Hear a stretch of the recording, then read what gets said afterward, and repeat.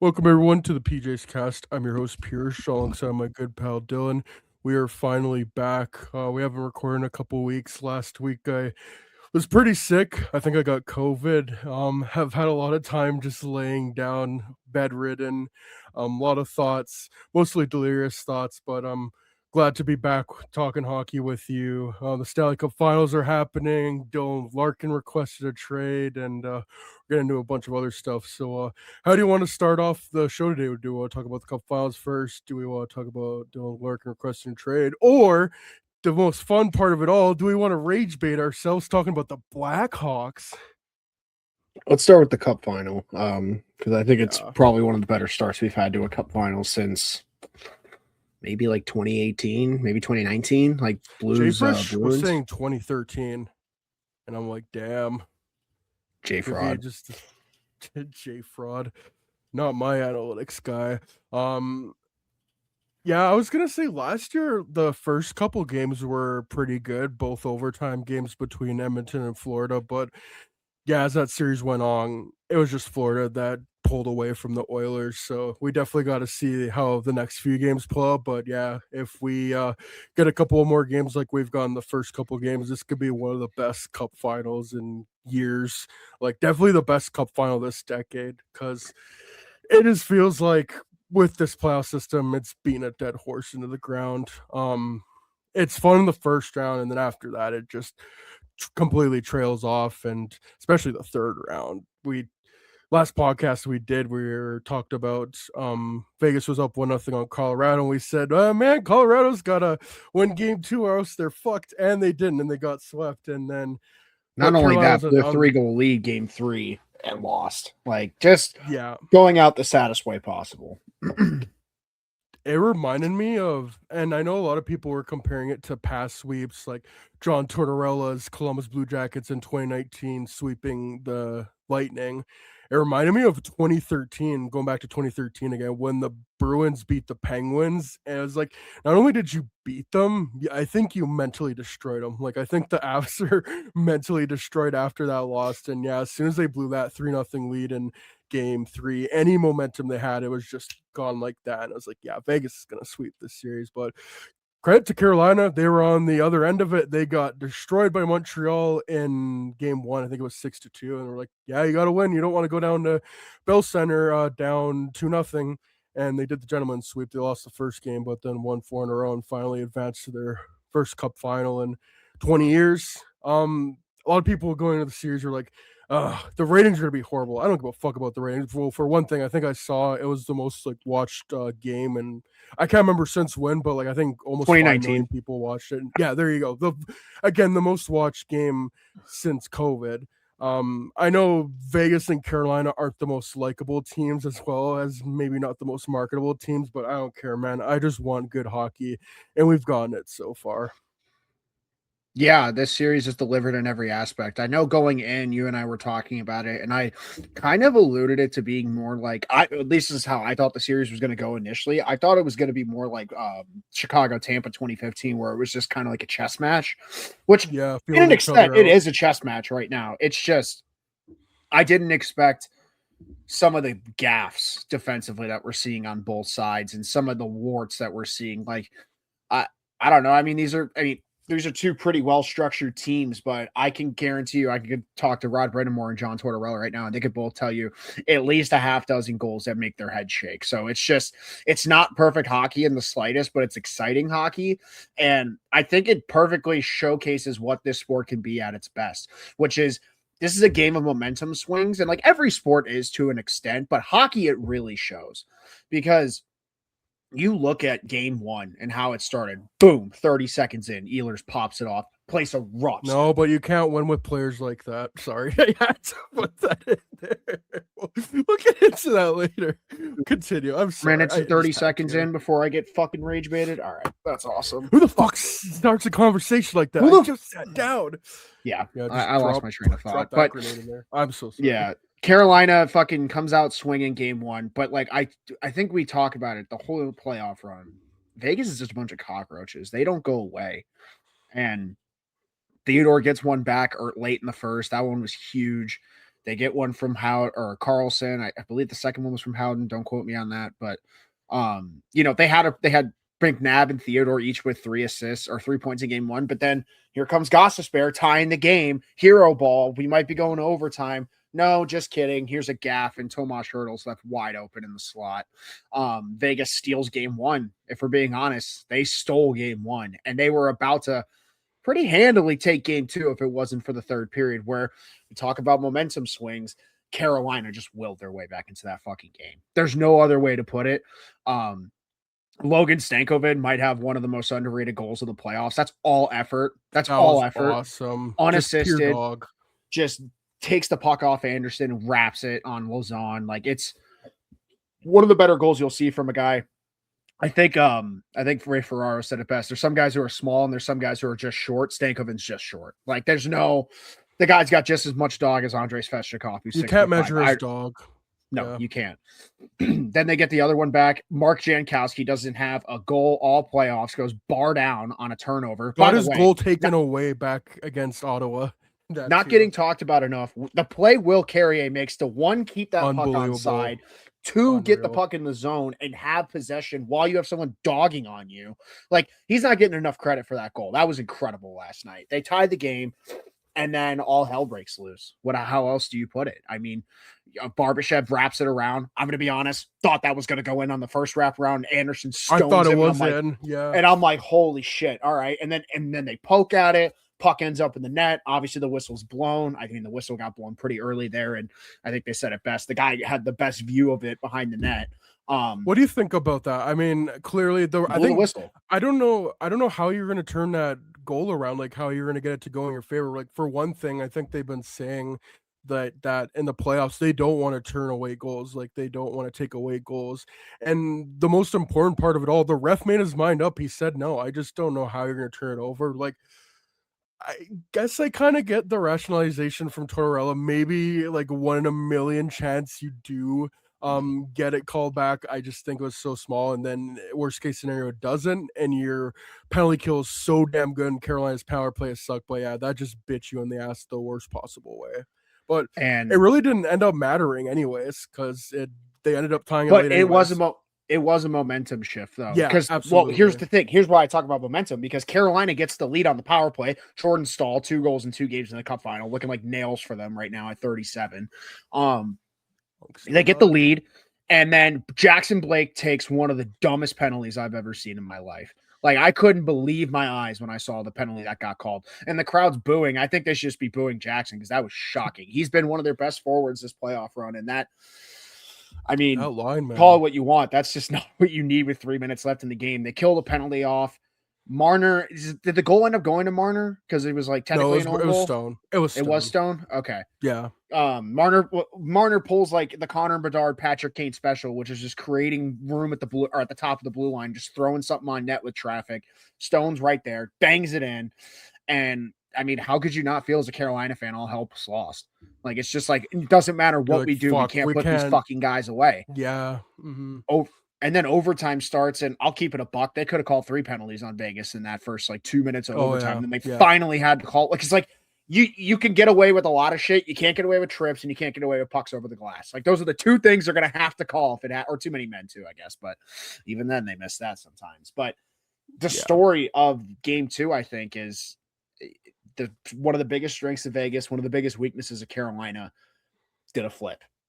Carolina's power play found out the juice that they need. They get 2 huge power play goals. Honestly, credit to Shane Gostisbehere. He has looked incredible these Stanley Cup final. I argue he's been their best looking defenseman. Maybe Keandre Miller as well. I think he's looked very strong too. Miller's been great too. Yeah, like he's activating at the right time. Slavin, I expect a little bit more out of him. Slavin and Chatfield are having a rough go right now. That pairing's having a rough go. But I mean, that power play, 2 of the biggest goals you can ask for. And it's so funny. Like, I know you're on the Canadian broadcast, but Sean McDonough's talking about it as the power play starts. He's just like, when are these top guys going to show up for Carolina? And boom, right to Jarvis. Power play one-timer. Credit to Ehlers. I mean, I know he's jumping because he thinks he's going to shoot, but it completely diluted all of Vegas on what was going to happen. Great pass by Gostisbehere. Probably one of the more underrated offensive defensemen of his generation. Like, this guy was a Calder finalist, Artemi Panarin. He had more votes than McDavid. I think. Like I always forget that. But like the guy's just like this is a guy who got picked up by Arizona. Like they took a second round pick to take him at one point, That's and he has fucking become crazy, but like he's making $3 million, and he's like if you put him in the right crazy, bro. situations, he's what people thought Eric Gustafson was for the longest time. Honestly, he's a guy who, if you put him in the right system, can get you 50 points as a power play quarterback. Yeah, he's not your number one defenseman, but if you got that guy as your 5, that's pretty fucking good. So, Dude, big shout out Shane Goss. 3-year, $9.6 million contract, 20 like This is just what they do, bro. Sean unbelievable. Walker, too. Like, these are the kind of deals that they were accumulating over the years to build this team.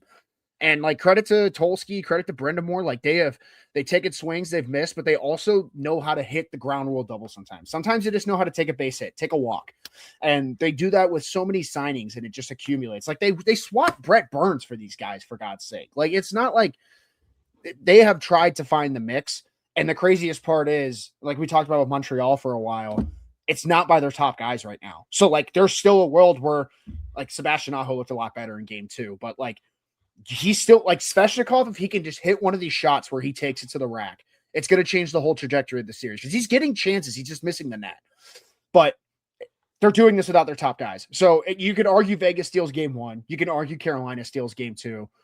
But nevertheless, it's some I fantastic think hockey. I think that's just a sign of a great series where it's like both teams stole each games where it's like, oh, both games were up for grabs because it was just so close and the margins were so close. And yeah, finally it bites Vegas in the ass and Seth Jarvis has the biggest goal of his life and he was so due for one He because needed it, man. it has been Hall, Stankoven, Blake. That fourth line of like Carrier, Robinson, I can't remember the exact combinations, but Jankowski. Jankowski, Aho, Svechnikov, they've been afterthoughts. Even Euler's had his moments as well. You needed Jarvis, Aho, Svechnikov, one of those guys to get a big goal. Well, I guess Svechnikov had the OT winner against Montreal, but yeah, you don't want to go down 2-0 to Vegas because yeah, midway through that third period when it was still 2-0 Vegas and Carolina just could not get high danger shots, like everything was just to the outside. I thought it was like Vegas gonna just like shut it down and they're going to take a 2-0 lead and they're probably going to win it handily.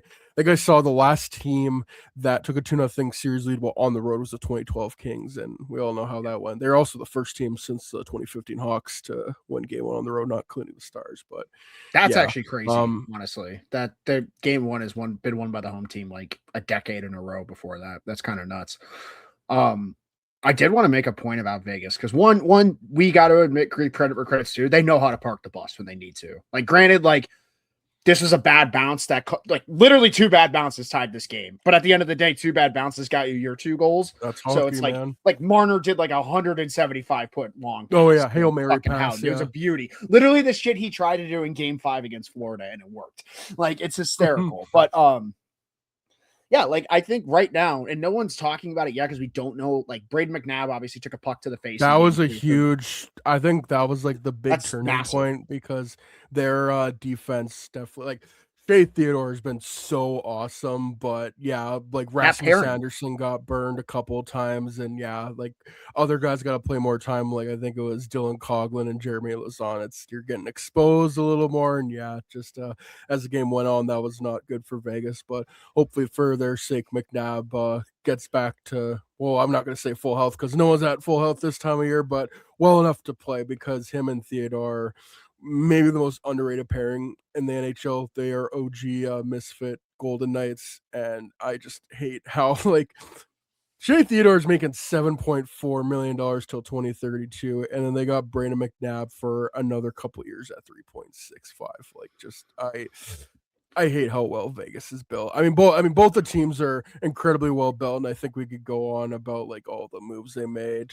But yeah, give me 5 more games of this, please. Like I've said on this podcast so many times since we started, I want to see a game 7 overtime, and shit, if this keeps up, we might. Yeah, I just want to go back to McNabb for a second because the complexity of that injury could take him out of the series. Like it could be a concussion. He could need like fucking like it hit him right here. There's so much that could get fucked up on your face right here that causes like facial reconstructive surgery. And yeah, you could just throw a cage on that and play, But like if Chara did he's in out for 2019. even a Yeah, game, for even a game, that's tough. changes the whole series. Because like we'll call a spade a spade. Hannafin and Anderson have been downright underperforming this Mhm. series. Yeah. Both of them. Like it's just been a nightmare. Like it's been a nightmare playoff for Anderson in general. But like Hannafin specifically, you expect so much more out of that guy, especially with the minutes he was playing like international and what he did in the regular season for that team. You're just expecting more out of your guys. And like you're gonna need those two to step up. It's like most teams would be fucked if their best defensive defenseman went down, but they have the luxury of having three when they're on their A game, pretty damn good puck movers back there. Like someone's gonna have to step up. I know Dylan Coughlin's looked pretty good coming in relief this playoff, but this could be the game breaker in the series, in my opinion. Like Braden McNabb is such a big loss. He's their Jacob Slavin. It's just Jacob Slavin's, younger and bigger and whatnot. But like Braden McNabb has been doing this his entire fucking career since he was in LA, just being a shutdown defensive defenseman, Nicholas Hjalmarsson archetype type of defenseman, Gustav Forsling, you can name him. He just doesn't get points, even though he was like the first defenseman in God knows how long to get 3 points in game one. I think with Theodore. first defenseman to get 3 points in a game one of a cup final since Rob Blake, who got a job with the Predators today. How about that? Decent company. But I just think that McNabb loss is huge. And like, I want to kind of dive in real quick because like, there's so many game breakers in this series. Like, obviously, Brett Howden, what he's doing, like that second line is such a menace for Vegas. But like, I could argue the Eichel line isn't even fully performing to what they need to. Like Dorofeyev hasn't been unlocked this series yet. Like I haven't noticed him that much. No. Like, and I just think you want more out of your top guys. I think Vegas's power play has looked rather rough as well. I think you might want to shake something up there. Maybe throw Hurdle out there. I don't know. Maybe put Eichel on the right instead of the left. Because like maybe it's just like maybe it's just like my casual brain watching or whatever. But I swear, like I watched 2 power plays in Vegas last night, and there's at least 3 guys. It's Theodore, Marner, and Eichel. And I just don't think they know how to get spaced out sometimes. Like, Marner's expecting Theodore to be here. He's not. Eichel's expecting Marner to be down low. He's not. He's up high. It's just like, I would wonder if we're going to see some changes to that power play when we get back to Vegas, because that could be the game breaker in the series. If Carolina figures out their power play, it's going to be a fucking problem for Vegas, because that penalty kill has been so strong for them, these playoffs. And if you're going to start to see some cracks right now, and like, let's call a spade as well. Like, if you get a clean shot on Carter Hart, it's got a good chance of going in right now. Like, let's be honest. Like, he hasn't been unbeatable like people are making it out to be these playoffs, not by a long shot. So Vegas has got to take advantage of their chances, and that's coming from a team that is made like a bunch of cockroaches. I'm very curious to see John Tortorella's adjustments into game 3, because I think if it keeps going at the rate it's going, Carolina might just chip away at them just enough. Yeah, you definitely, because that second line of Howden, Eichel, and Marner, crazy that Howden has scored more goals these playoffs than he scored all regular season. But yeah, only 2 goals from Jack Eichel this playoffs. Yeah, back like he never left. Jack Eichel needs his moment, and Pavel Dorofeyev, who is just money through the first 3 rounds, is kind of it hasn't really been noticeable this series. Their bottom 6 has been great. Sissons and Hurdle on that final goal, and Nick Dowd, Keegan Kolesar on that. Like, I'm missing names, Cole Smith in there. Like, their depth is great. Kind of bringing it back to Braden McNabb, they did have him suspended for 1 game against Anaheim, and they were able to win that game, I believe. But this is Carolina we're talking about. This is not Anaheim. Anaheim likes to play with their food a little bit. Carolina's a little more structured, unless it was game 1 against Montreal. So obviously it would have been nice for Vegas' sake if they were able to steal another game on the road. But here we are. I get one, like, Carolina could also be up 2-0 right now. It's just I think both teams are pretty happy with where they are right now. Because like I think both teams should look in the mirror and be like, you could easily be down 2-0. Take what you can get. Vegas has home ice right now. Carolina, you should be thanking God you're not down 2-0 and just call it 0-0 again. Like I think this series really is going to replicate 2019 in a sense, where it's just going to be blow for blow at some points, Like, It wouldn't surprise me if there's a game where, like, St. Louis, or not St. Louis in this case, but in this case it'd be Vegas, wins a game like 5-6-2, and then the next game Carolina comes out and wins a game like 4-1, and it's just a dominant 4-1 game. Like, I think there's gonna be one of those pretty soon. Maybe it's in Vegas. I don't know. I do think like one day of time between traveling from Carolina to Vegas, That like I is think rough. game 3 is going to be interesting. I'm very curious how that's going to look. But yeah, man, like it's going to be a problem, I think. I really do. Yeah, that's such a good point, the traveling, because there's only a day off between yesterday and then they It's a play long again flight. tomorrow. I've done that And flight. It's a long flight. yeah, I mean, wasn't that your flight to the draft pretty much? Yep. Yeah, there you go. Yeah, and Funny, then I both think times the I went to rest of Vegas the was out of Charlotte. Now that I think about mm, it. So yeah, like, and Raleigh's farther. So like add another 2 hours to that or an hour to that. Like it's a long flight. It's a long flight. And these guys play hard miles all season. Like it adds up. But they're vets. that's such a They get good paid bills. point. I think whoever can pull out game 3 might win the series. Like again, it's back and forth. I don't know if you can declare a winner yet, especially now that it's 1-1 right now. But then yeah, you got 2 days off in between games the rest of the way, I believe. So yeah, I think whoever can shake off the rust, because it's going to be a quick turnover from yesterday till tomorrow. If you can win game 3, I think you might get a pretty good advantage in the series.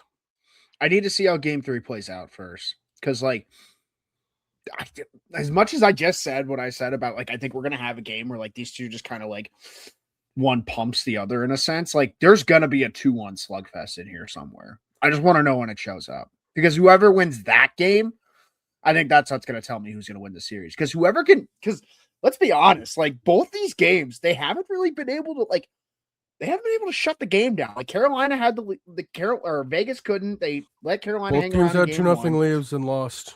Maybe don't score first. Man, like it's who's going to be able to hang on to that lead? You know what I mean? Who's going to be able to hang on to that lead? That's crazy. Yeah, you made a good point. Both teams scored first that lost. So it's just I'm curious. It'd be interesting to see who's the first team to win scoring first. Yeah, And that's just coming definitely. from I was going to say that's just coming from Hawks fans where it's like I swear to God we used to score first and win all the time. So I don't know. Like playing with the lead, like some teams just do it so much better. Unless you're the Leafs, then you love playing down by 3 or whatever. So you can play hero ball. Or the Oilers. Yeah. Need my landlord to raise my rent so I can grind harder. Darn Oilers. He's gonna get traded for Colin Graff. I was seeing. Yeah, I can't wait to gotta get love the this. season talk. Yeah, I gotta love this part of the off season. 3 more weeks. Exactly The 3 echo chamber. more weeks, and then we're in Toronto, and then we'll stream, and then they'll draft Carson Karros, and then and when that happens, we'll just cut to black, like the ending of The Sopranos. It's my call. Do you have any more thoughts on the cup final, or do we want to move on to Who, other topics here? if you had to pick one player that needs to step up either team right now, who is it? Because for me, it's Jack Eichel or Sebastian Aho, Jack, one of the two. I was gonna say those are the two guys. Those are each team's number one center. Yeah, it's definitely Eichel and Aho. Also, I'd like to see Slavin play a little better. Done a lot of Yeah, defending for this guy, and he's making me look like a fraud. So, like, can you please stop getting cooked by Brett Howden? Please, I'm begging yeah. you. Like, holy shit. Not fun. But God, we like fantastic first start. Like, if you would have told me in September, hey, you're gonna get Carolina Vegas in the cup final, I probably would have went, ugh. But like, holy shit, these 2 games have been electric. Yeah, and yeah, again, the thing of, well, probably not the most marketable teams, also not the most likable teams, especially in the case of Vegas. But yeah, at this point, we just need some damn good hockey, and we've gotten that, especially to make up for rounds 2 and 3, which I thought were incredibly lackluster this year. Like, we've only had 2 game 7s. Like, Montreal was carrying all the weight for trying to make these playoffs entertaining, and they're gone now. So yeah, just need these teams to slug it out for 7 games, hopefully multiple 1-goal games, more overtimes, and God, please, game 7 overtime, please. Keep dreaming. Yeah, it's never Someone's gonna winning this happen. fucking series in 5 now that we've said all this. God damn it. Yeah, Carolina's gonna win. Do basically what they did to Montreal. Oh, and Gentlemen's by the sweep. way, sorry. Gentlemen's sweep. Yeah. Carolina got this is their all the games too they've played all overtime wins. And both teams were undefeated going into that overtime. I think Carolina's now 6-0 and I think Vegas is 3-1. Crazy. Hey, listen, man, if you could be better in extra time, it's the devil's gift. Some points. Like to be the Iron Man, it pays off. Yeah, I mean Speaks of there's the I guess conditioning. there's a reason why Vegas lost. What was it, like 16 or 17 overtime games? Not that it's the same. It's 5-on-5 in the playoffs, but Still beat and I the mean they Hawks have in what 3 overtime. before, but yeah, bozos. Um, I guess the most interesting thing that hasn't happened on the ice is Dylan Larkin requesting a trade from the Detroit Red Wings, and fuck, where do you want to start there? Because I got a I lot know of where to thoughts. start. Yeah. Actually, no, I want to hear your thoughts first. Well, when you texted me that, I have You didn't all believe me the at first, I think. no, because I don't have the notifications on from the NHL Insiders because I'm just so done with them. After the Bro, I deadline, don't I'm even like, blame I'm you, but turning here all of was them off. can I post one thing I'll say for context before you take off? All I got was Freed saying a link. He didn't put anything in the title. It was just a link. So I was Yeah, like, what the fuck is this? yeah. And I look and I'm like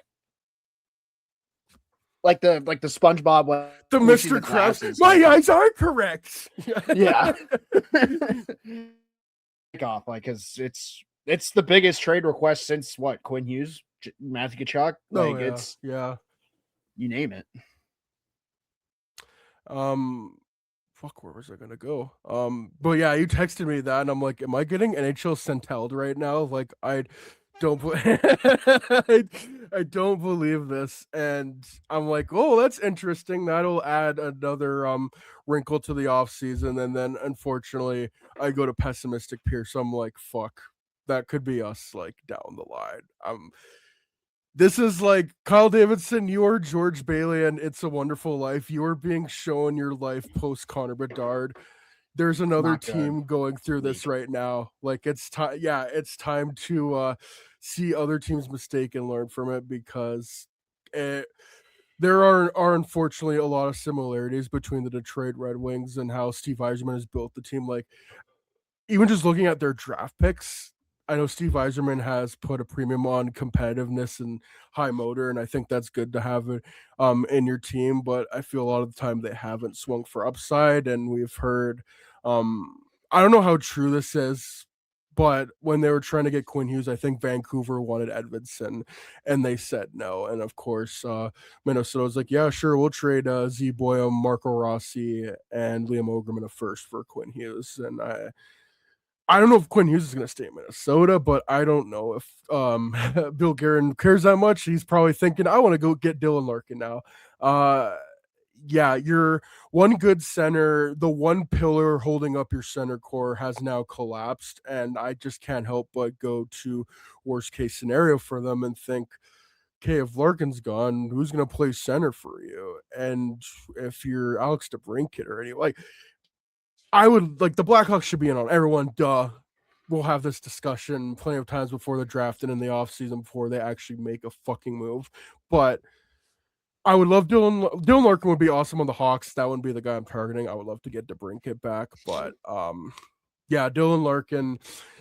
I think it was in 2023 when they had the contract negotiation and it did not go over well. Steve Yzerman plays hardball.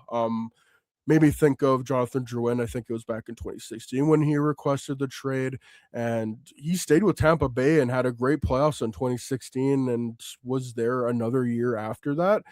And then he traded him for Mikhail Sergachev. That's a great trade. So Steve Yzerman will hold on until he gets the value that he thinks is right for his player. But also, yeah, do you want to I keep was just that gonna on your say, team come opening day? I think that's the big thing. Like, how do you come back from that? well, I was just gonna say the big difference between Duran and Larkin is the no trade. Like at least Duran, Mm-hmm. he had full control. Like that's how he got Sergachev because you Yeah, have full yeah, control. yeah. Larkin's going to have his pick of the litter. Like, he could pull a Seth Jones and just say, I want to go here. Fuck you. Like, that's literally you're what totally he can tell right. you. And he could just say, hey, I want to go to Minnesota. I want to go to Dallas. And he has every right to. And you're going to, if he's going to one of those teams, you're not getting a roster player. You're getting futures. Like, Detroit's about to be in a really bleak. I'm going to give them one caveat. Try to have some positivity for any Red Wings fans that are listening. I was looking at their Puckpedia today. It looks like they're going to have a pretty clean cap sheet after like a year. Like all these like 5-6 year deals that this dude signed, they're all expiring pretty soon. So besides like the core guys you want locked up, which is like Sider, you're going to lock up Edvinsson. You got Raymond. DeBrinket's got one more year. You're probably going to want to lock him up if he wants to stay. He's a UFA. He can literally just say, I'm gone. Dude, it's bleak. It's really bleak. And like, yeah, they have prospects. So like, who knows? Maybe Michael Branson-Nygaard takes a step. Maybe Nate Danielson fills the center hole that they've been looking for. Maybe Marco Casper takes a step. Carter Bear. CV, they got guys in the system. It's just how like fuck first line center. Are any of them good to be a 2C? 3C? Your best center is a 3C. And it's probably or Andrew Kopp, maybe. Like, and it just makes you really look back at how Stevie Y has handled these last couple years, because keep in mind, this is a team that's been down to the last couple days for the last 3 years to make the playoffs. And this is the year he went for it and he got Justin fucking Falk. Like Stevie Y is as much to blame as anyone. And here's the part people forget. Do you remember last year where they missed the playoffs and Yzerman came out and he was like, well, we need our best players to perform. And that's how we're going to get there. Like our best players are going to make people better. That's why we don't need to make a move. Took shots at him at the 2025 deadline because he felt they didn't make enough moves and didn't give them the proper morale boost, which that's 100% true. I solely put all the blame on Yzerman for this. Like, this is maybe all Yzerman. I'm wrong, but no, you're not. You're 100% right. This is Steve Yzerman's. Like, you have had the loyalist soldier your entire rebuild. This guy could have requested a trade last contract negotiation, if we're being honest. He had every right to, because the team fucking stunk for like 5 years. And he toughed it out, and you couldn't make the playoffs once. Like, I sent you the stat. It's so fucking damning. He has played more Olympic hockey games than Stanley Cup playoff games. He has only played 6 Olympic hockey games, guys. Like, this is not okay. This guy got a taste of winning, and he's like, holy shit, I've wasted 10 years of my career. I promise you that's the realization he just had. And Zach Werenski's having that realization, and Austin Matthews is having that realization right now. It's a sad reality of where the league's turning to. But let's be honest, it should have been here a while ago, because this is how every other sport's fucking run. People get tired of winning and they go to win. This is how it works. Welcome to every other sport in the world. So you either go with the times or you get left in the dust. And right now, Stevie Y is going to get left in the dust with probably a pretty minuscule trade return, which, by the way, they're not winning it. No. Oh, we could spend a whole podcast cooking up possible. No, they'll just do a 3-team trade to where the Hawks get Robertson and then the Red Wings get 4th overall, and then yeah, exactly. We'll just do some bullshit like that. But no, there's like, you're not winning a Larkin trade. You're probably not mending that bridge. If I'm Patrick Kane, I'm not re-signing at that point. Nope. And then what does that do? You're in a really tough spot right now. And like, we haven't even talked about the fact that they're in a fucking arms race of a division right now. They're the worst team in that division. And that's saying something, because Toronto was terrible this year and they're getting the number 1 pick, and they're probably going to get a 50 goal scorer back because he's not going to get used like he's fucking David Kampf. So like, I don't know, because Patrick Waugh might be their coach. So who knows? But I mean, can you do worse than Berube? I don't think you can. I don't think you can in terms of like analytically speaking. Like, as long as Matthews could be a 50 goal guy again, which I think he very much can be, like, they'll be fine. But it's just like, this is all on Steve Yzerman. You had your opportunities to make these moves. You have sat on your cards through multiple big acquisitions. Like, holy shit, dude. Like, I mean, it wasn't even him at the time. It was probably Holland with Stamkos. But, like, that goes that far back of them just kind of dangling, wanting to get a big move and never being able to. Like, let's be honest. You could have got Jack Eichel a couple years ago if you just fucking got off the pot. Maybe that wasn't on the timeline. Could have got Quinn Hughes, like you just fucking said earlier, but you didn't want to part with Edvinsson. Like, you didn't, like, you mentioned the Wild. Like, They traded up for Zeev Boyum not even a year before that. And they traded him because they realized they could have got better. And Quinn Hughes changed that team overnight. Granted, they have the same problem as the fucking Red Wings. They don't have a center, but that's not the point. That's why they're going to trade for your center. And they're going to have two Yep. 2Cs, and that's what's going to fix the problem. Dude, they're screwed. They're screwed. And like, I think they like leaked Larkin's trade list might be like 5 people, but like if I'm him, it's one team. You have You're no lucky right if it's to get 5 leverage. teams. You Yeah. have no right to get leverage. And you just better pray to God some team gives you the Seth Jones deal. Because it's a very, very, very likely out. Like, how many years does he have left in his deal? 4 or 5? He is signed till 2031, so yeah, 5 more years starting this Okay, so offseason it's not at a going to get very the Panarin palatable return, number. but it's going to get like somewhere in between that. And like, Oh, he'll get more. He'll get more than Panarin, obviously, because he's a but he's center. not getting and Quinn Hughes. He's not getting Jack Eichel. He's not getting Matt Tkachuk. He's not getting any of those fucking traders. It's probably somewhere in between those trades because, yeah, Like 8.7 for like that's very team friendly. And I don't know how you view Dylan Larkin, but I'm like he could probably be a 1C on most teams in a pinch, but ideally he is your perfect second line. Like he's on the knife's edge of like a low end 1C and the best 2C in hockey. That's what I think of Dylan Larkin. And with the cap going up at 8.7, yeah, he's definitely going to be worth that still. Like he's consistently been a guy like around 70 points. He could score 30 goals. He's an Olympian and he's not going to fall off a cliff. He turns 30 this summer. And yeah, turning 30 this summer, seeing that big round number and you get a taste of the Olympics and you win. It's like, fuck, I have wasted a decade. No shit, he wants out. Like, I wish more players did this. And this is Dylan Larkin. Like, I don't think he's Quinn Hughes or Matthew Tkachuk level, but when he's your best center by a country mile, like, yeah, he's gonna have you by the balls. Your captain, man. Mm-hmm. He's your captain. It's like Bull He's a Horvath Michigan getting traded boy a couple years ago. That's literally what it's like, in my opinion. Adjacent, kind of. Like, you did nothing but do this guy 0 favors. And now he's going to want out. And let's see if he can get creative. But he like you said earlier, he's not going to get as creative as he could with Duran. Doesn't have the leverage. And this whole league is leverage, unfortunately. But hey, you got Justin Falk for another year. So that's fun.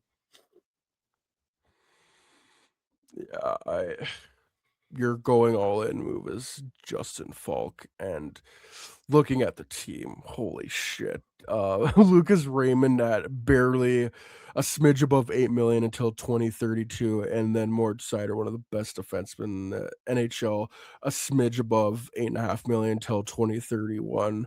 Other than that, it is so bleak. And again, my default is to just be like,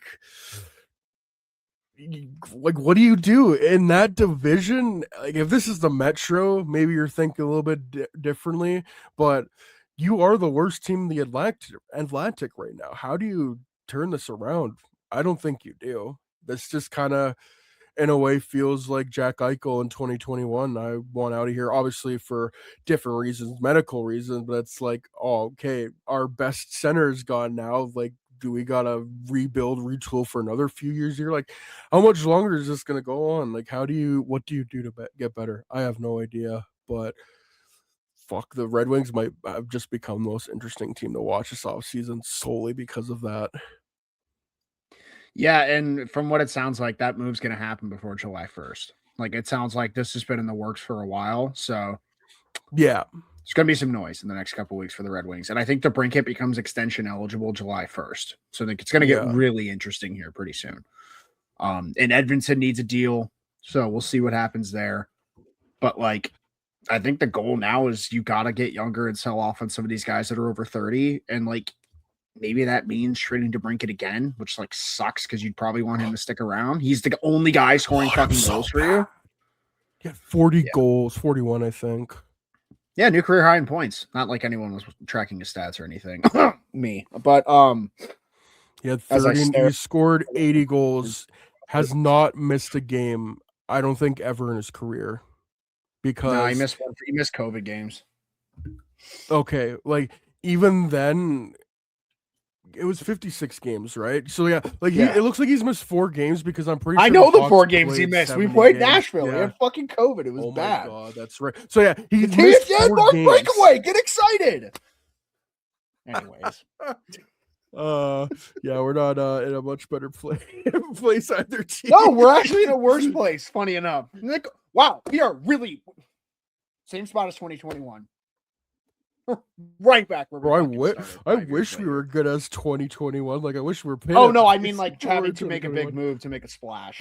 And... Oh yeah. Yeah, but it's the opposite because like I didn't want them to make that big move and they did, and then that was off season. I want them to, but they're not going to. Anyways, but yeah, but he posted an article today that he really, really wants to, guys. He's getting calls. Yeah, and I really, really want to marry Lord and Dua Lipa, but I am not getting calls, so fuck. Yeah, you should bring DeBrincat back. That's unreal. Like I think I read earlier about, or like I've seen before, the games played, like he's a very healthy player, but shit, like as reliable. Like he's a shoo-in to get 35 goals and like hover around point per game. Oh my god. Anyways, good player. Hey, how's Kevin Korchinski and Paul Lewinsky doing? Anyways. Yeah, and it just goes back to the thing. I think you're looking in a mirror because Steve Yzerman and Kyle Davidson probably have as much job security as anyone in the NHL right now, and they're not firing him. Worst case, he's getting kicked upstairs, and someone else is going to do it. Failing upwards is crazy. Yeah, like, what are you're gonna fire Steve Yzerman at this point? Like, if you're gonna do it, I think you would have had to done it a while ago. I don't know. But yeah, he's not getting fired. He's staying in this organization, and I don't know who cleans up the mess though, and how much longer he has until that change might happen. Too long. Yeah, but it's bleak. It's bleak. But hey, if they're smart, I am trying to figure out a Jason Robertson trade right now. If I'm them, I would. Yeah, I would make my like I think Dallas would be all over some kind of like Larkin plus for fucking Robertson. Like they'd be all over that.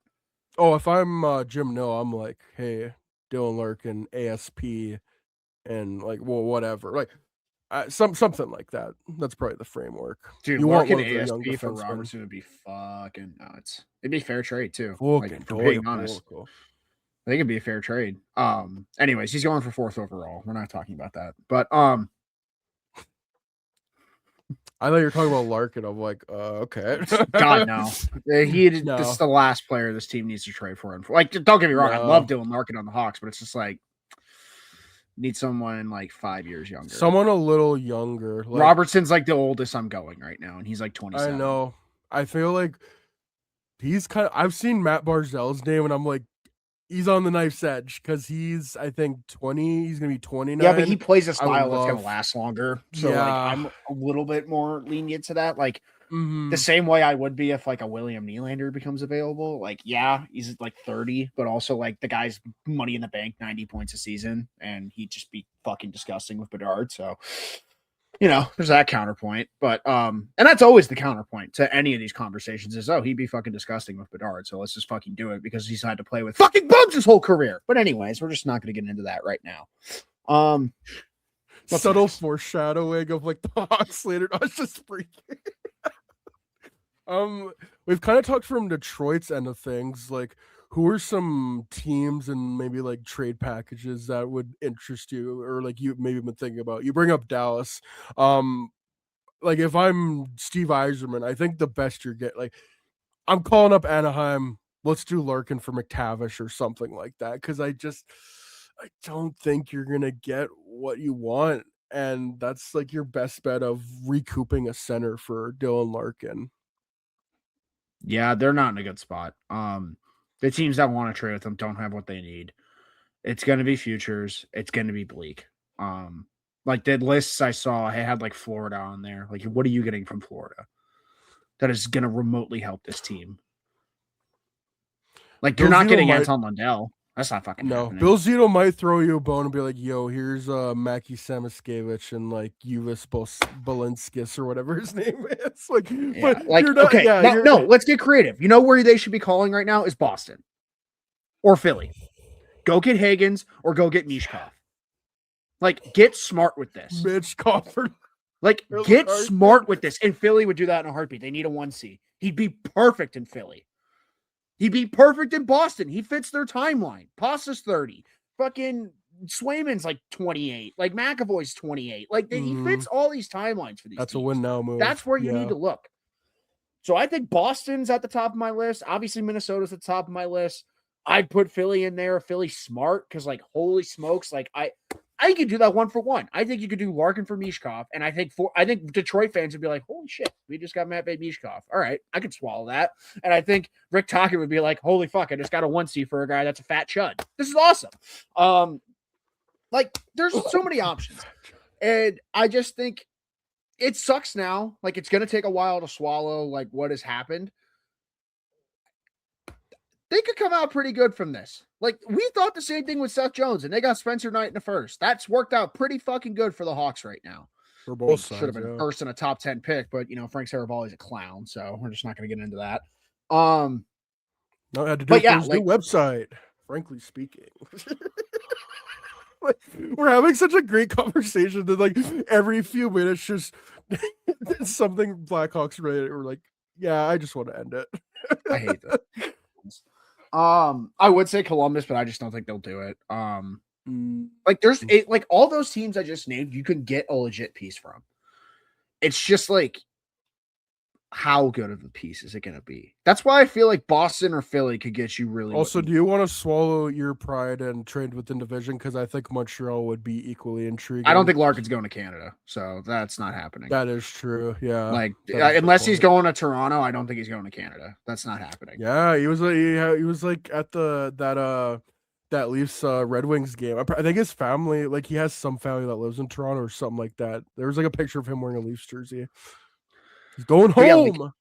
But if we're talking like strictly from Detroit's standpoint of like getting players who are young and can fit your window and help you get better now, it's got to be Boston or Philly because Minnesota is not going to get you anything worth a while right now. You're going to get like you're off Stramo on a first, and it's not going to sit well with you at all. You'd be lucky to get Like I was thinking about this. You're not getting Wallstedt. Like that's like whatever fucking Butchergross said. He's on the fucking Red Wings payroll. That's ridiculous. They're not getting that with a no trade clause. No fuck. The best case scenario out of that is you would make a 3-way trade because I was thinking like if you somehow got Wallstedt, I'm flipping him to like Edmonton and getting Matt Savoy back. Like and like probably a bit more, but that's probably what you gotta do. You gotta get creative with Florida. Get back in the top 10. Fuck it.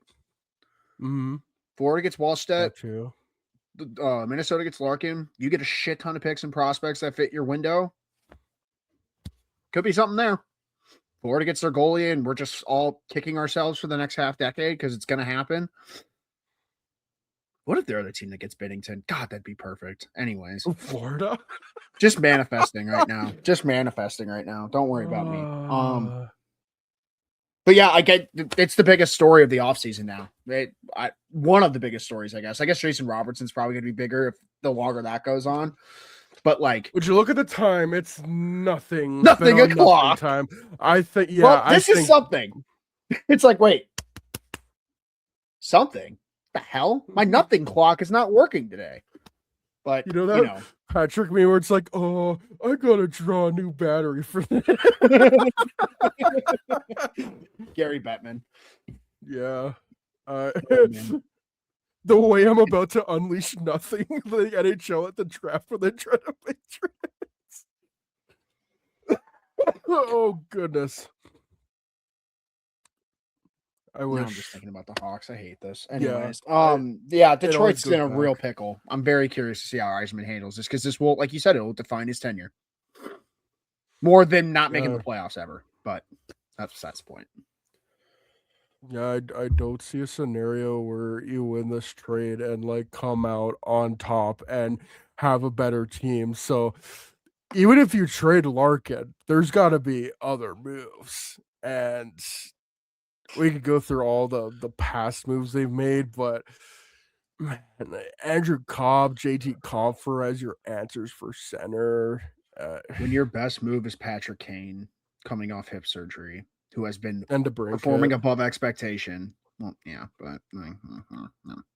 DeBrincat That was a forced his way layup. there. I'm not giving him that one. I'm not. Yeah, giving DeBrincat literally sent him going to layup. Detroit.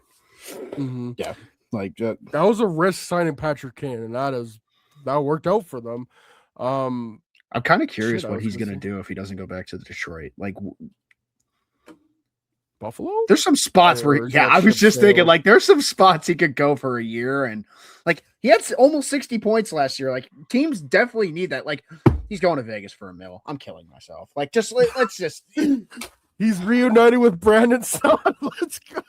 What's worse? He goes to Vegas and dons the devil, or he goes to Tampa and plays a Hagel again. What's worse? Vegas. Tampa, I can't see him. Because who wouldn't want to go to Tampa to retire?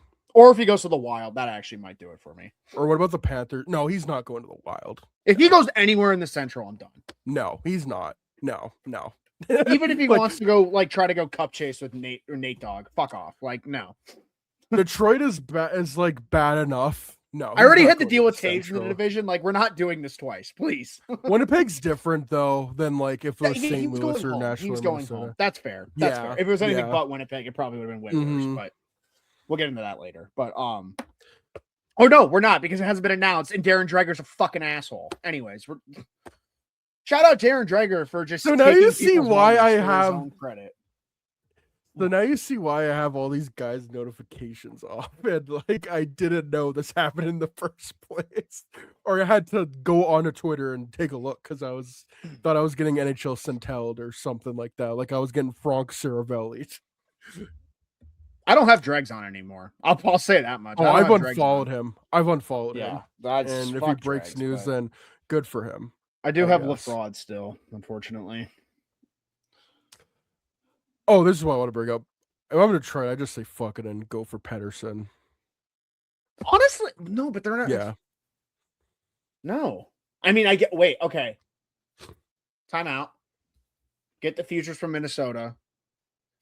Minnesota just becomes the prospect pool for Minnesota, just becomes the Canucks prospect pool adjacently. Like, in theory, you trade Larkin for futures and then go swap those same futures for Pettersson. I think that might work out better in the end, because Pettersson might just bounce back and get 100 points to DeBrincat. Like, there's always that wild card. Like, there's still teams that think they can get that out of him. So, I don't know. And Pettersson's got a no move, and they dangle him to Detroit a couple years ago. Like, that was one of the spots. I don't think so. It might have been. I know it's Carolina. Yeah. Another red team, but they're better. Carolina might still do that after they win the cup. Like, that'd be ridiculous. That's the reason why. It's like, Jordan Staal retired. Let's just go get Pettersson. That's the reason why Vegas, and yeah, we're gonna trade Kotkaniemi to them in the process. This is why these teams are in the final, because Vegas could also win, and they're gonna move on from John Tortorella, and then they're probably gonna like try to trade for Dylan Larkin as well. Like, these guys, hurdle for Larkin, and they're all they're all business. They're gonna do anything they can to win. Like, I'm going on a tangent here, but Carolina also wanted to get Carter Hart. Like, they don't care. They want to win. This is the reason why they're here. Yeah, some teams just run differently, unfortunately. And you can say that for every sport. Some people do this for the love of the game, and some people just do it for the check. And you can tell every time. And you can tell to which teams that do not give a fuck about PR, because Carolina has also signed Tony DeAngelo in the past. So, yeah. And like Vegas. They try to sign Michael McCarron too, bro. They don't give a fuck. We're not Michael McCarron. What did Michael McCarron do? Michael McLeod. Michael McLeod. Oh, yeah. Okay. I always get Michael McCarron and Michael McLeod mixed up. No, I'm sorry, Michael McCarron. You have made a name for yourself these playoffs for the casual. My apologies. That guy's getting $25 million this offseason. My apologies. You might get more. With the center market, you might be like a top 5 center. No, 5 times 5. I'm so serious. It might be 6 times 6. Dude, the market's going to be stupid. They're saying Darren Radish is getting $9 million minimum. Oh, I'm asking for like 11 million. They're saying Tuck's going to get 11. 10 to 11. Oh, teams got money to spend, but no one to spend it on is the thing. So one of these teams are going to go crazy. Rasmus Anderson's going to the Sharks. It's going to be electric. He's Him and still Chase getting a lot Reed. of money, I think. I know a No, lot he's of getting 8 people times are 8. 8 times 8. I don't know where. just It's not Vegas, but just solely based off the fact he's a right-handed shot defense. Like the dude, right-handed so many shot teams need defense market is defensemen. not that bad because So many you different. got you got Radish, you got Anderson, you also got John Carlson who had 60 points last year. I'm Truba, pretty sure, which is still fucking crazy. Truba, yeah, Gudas. mm, No, I just there mean are like there's names out different there. types of right-handed defensemen you can get. Like Yeah, it's not just puck movers. Because like to me, like you said, the fact that there's 3 puck movers even available to begin with is crazy. And they're all right-handed. Like John Carlson might get like 11 times 2. Like he yeah. tried to get 9 times 2 from Washington. That was what he was going to do before this, and he got better in Anaheim. I'd argue more exposure. I don't know. Sounds like Could there be might have interesting. been a bridge burnt there as well with Washington management because that trade also came out of left field, and Ovechkin I know was devastated by it. Ovechkin won't give a shit if you just turn those 2 first-round picks into a player. They should go get Larkin. Fuck it. Him and Strome and Dubois. What a holy shit! What a center core. Trade You him McMichael. probably, yeah, I was gonna say like McMichael, maybe you get Lapierre as well. No, I I'd don't probably trade him like know. Cristal or Yeah, like that's a Chesley or something. Like you're not getting Protus, but no like god, Ilya. no, no, Well, no, because you got no. to make room for him now too. So Oh it's yeah, like yeah, it makes sense to go get Larkin in theory for Washington, and you have picks like what 16 and 17 or something, 16 and 18. Like that's yeah. pretty good spot, honestly. And Cole Hudson's coming in. They might have well, actually, Sandine died, so they're gonna actually be fine for a little bit. I was gonna say they might need to Rest move a in D man, peace. but they'll be fine. Yeah, man, there might be a match made there too. Like, there's so many spots you can trade Larkin. It's just does he want to go there? I don't mean to bring it back to Larkin, but No, we should. It's such a like fascinating thing that happened. it's a rare player to see become available. Like Bo Horvat's the last one I can think of that style. And even then, like Horvat doesn't bring the speed that Larkin does to your lineup. He doesn't bring the No. penalty killing aspect. Like it's just like you said, if he's a 2C on your team, like dude, if he's behind Eichel, we're so fucked. Like we're so fucked. If he's Yeah, behind Wyatt Johnston, we're fucked. the If he's West is behind just gonna Barkov, run through fuck. Vegas. Ugh. Yeah, and then back to Florida. Like if Antoine Lundell goes back to being a 3rd-line center, we're so screwed. And then Sam Bennett's your 4th-line center. Like I'm just done with this sport, bro. Oh man. Or let's get even crazier. What if the Rangers just want to have him and Zibanejad down the middle now? I don't know if he'd want to go to New Pick York, but 5. like, fuck it. Like there's just so many teams that are gonna chop at the bit to get this guy. LA, I have to think, is screaming to get this guy right now. And I would think they'd empty the cupboard to go get him if I'm them. You need a Kopitar replacement. Put him with Panarin. Shit, that'd be pretty fun for a couple years. Byfield's your 2C again. I don't know. And I think Larkin would be okay with going to LA, big market. I think he'd go to San Jose too. For Eklund. That'd be nuts. Like that's a great trade. I don't know how they would make it work, but Joe Sakic, now that he's back at the GM, I think calls up his good pal Steve Eiserman, and like Nazem Kadri's finally a Red Wing, guys. Let's go. Was that supposed to be a thing? Him being a Red No. Wing? I didn't know that. It just seems like some shit the Red Wings Source, would have done. I made it up. 2022 offseason, they gave fucking Confer and Cop a bunch of money. Like they gave him the same amount of money that they would give him. Yeah. I don't know. But you're What about right. If Nashville? Colorado. Nashville? Yeah. Like I don't know who they trade. Like They don't have here's Luke centers, though. Evangelista.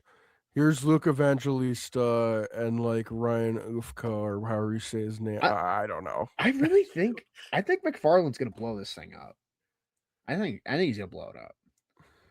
New They GM. should, but I don't know. Like we're seeing right now how many teams just don't want to strip it down. And I know like Everyone. we bellyache about Davidson, but like fuck, at least he's committed. Like, I saw a quote. It was like they think Vancouver's gonna tear it down, but one agent's like, no, that's never happening.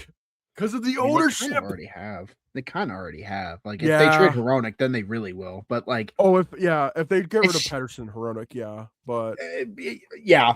I guess you're right. Yeah, if they do those two, then it's like a full teardown. But it's like, I mean, it's pretty bare bones over there right now. Like, no, it's you're right. That's as close as they've gotten to like stripping it down. So no, that is a good point.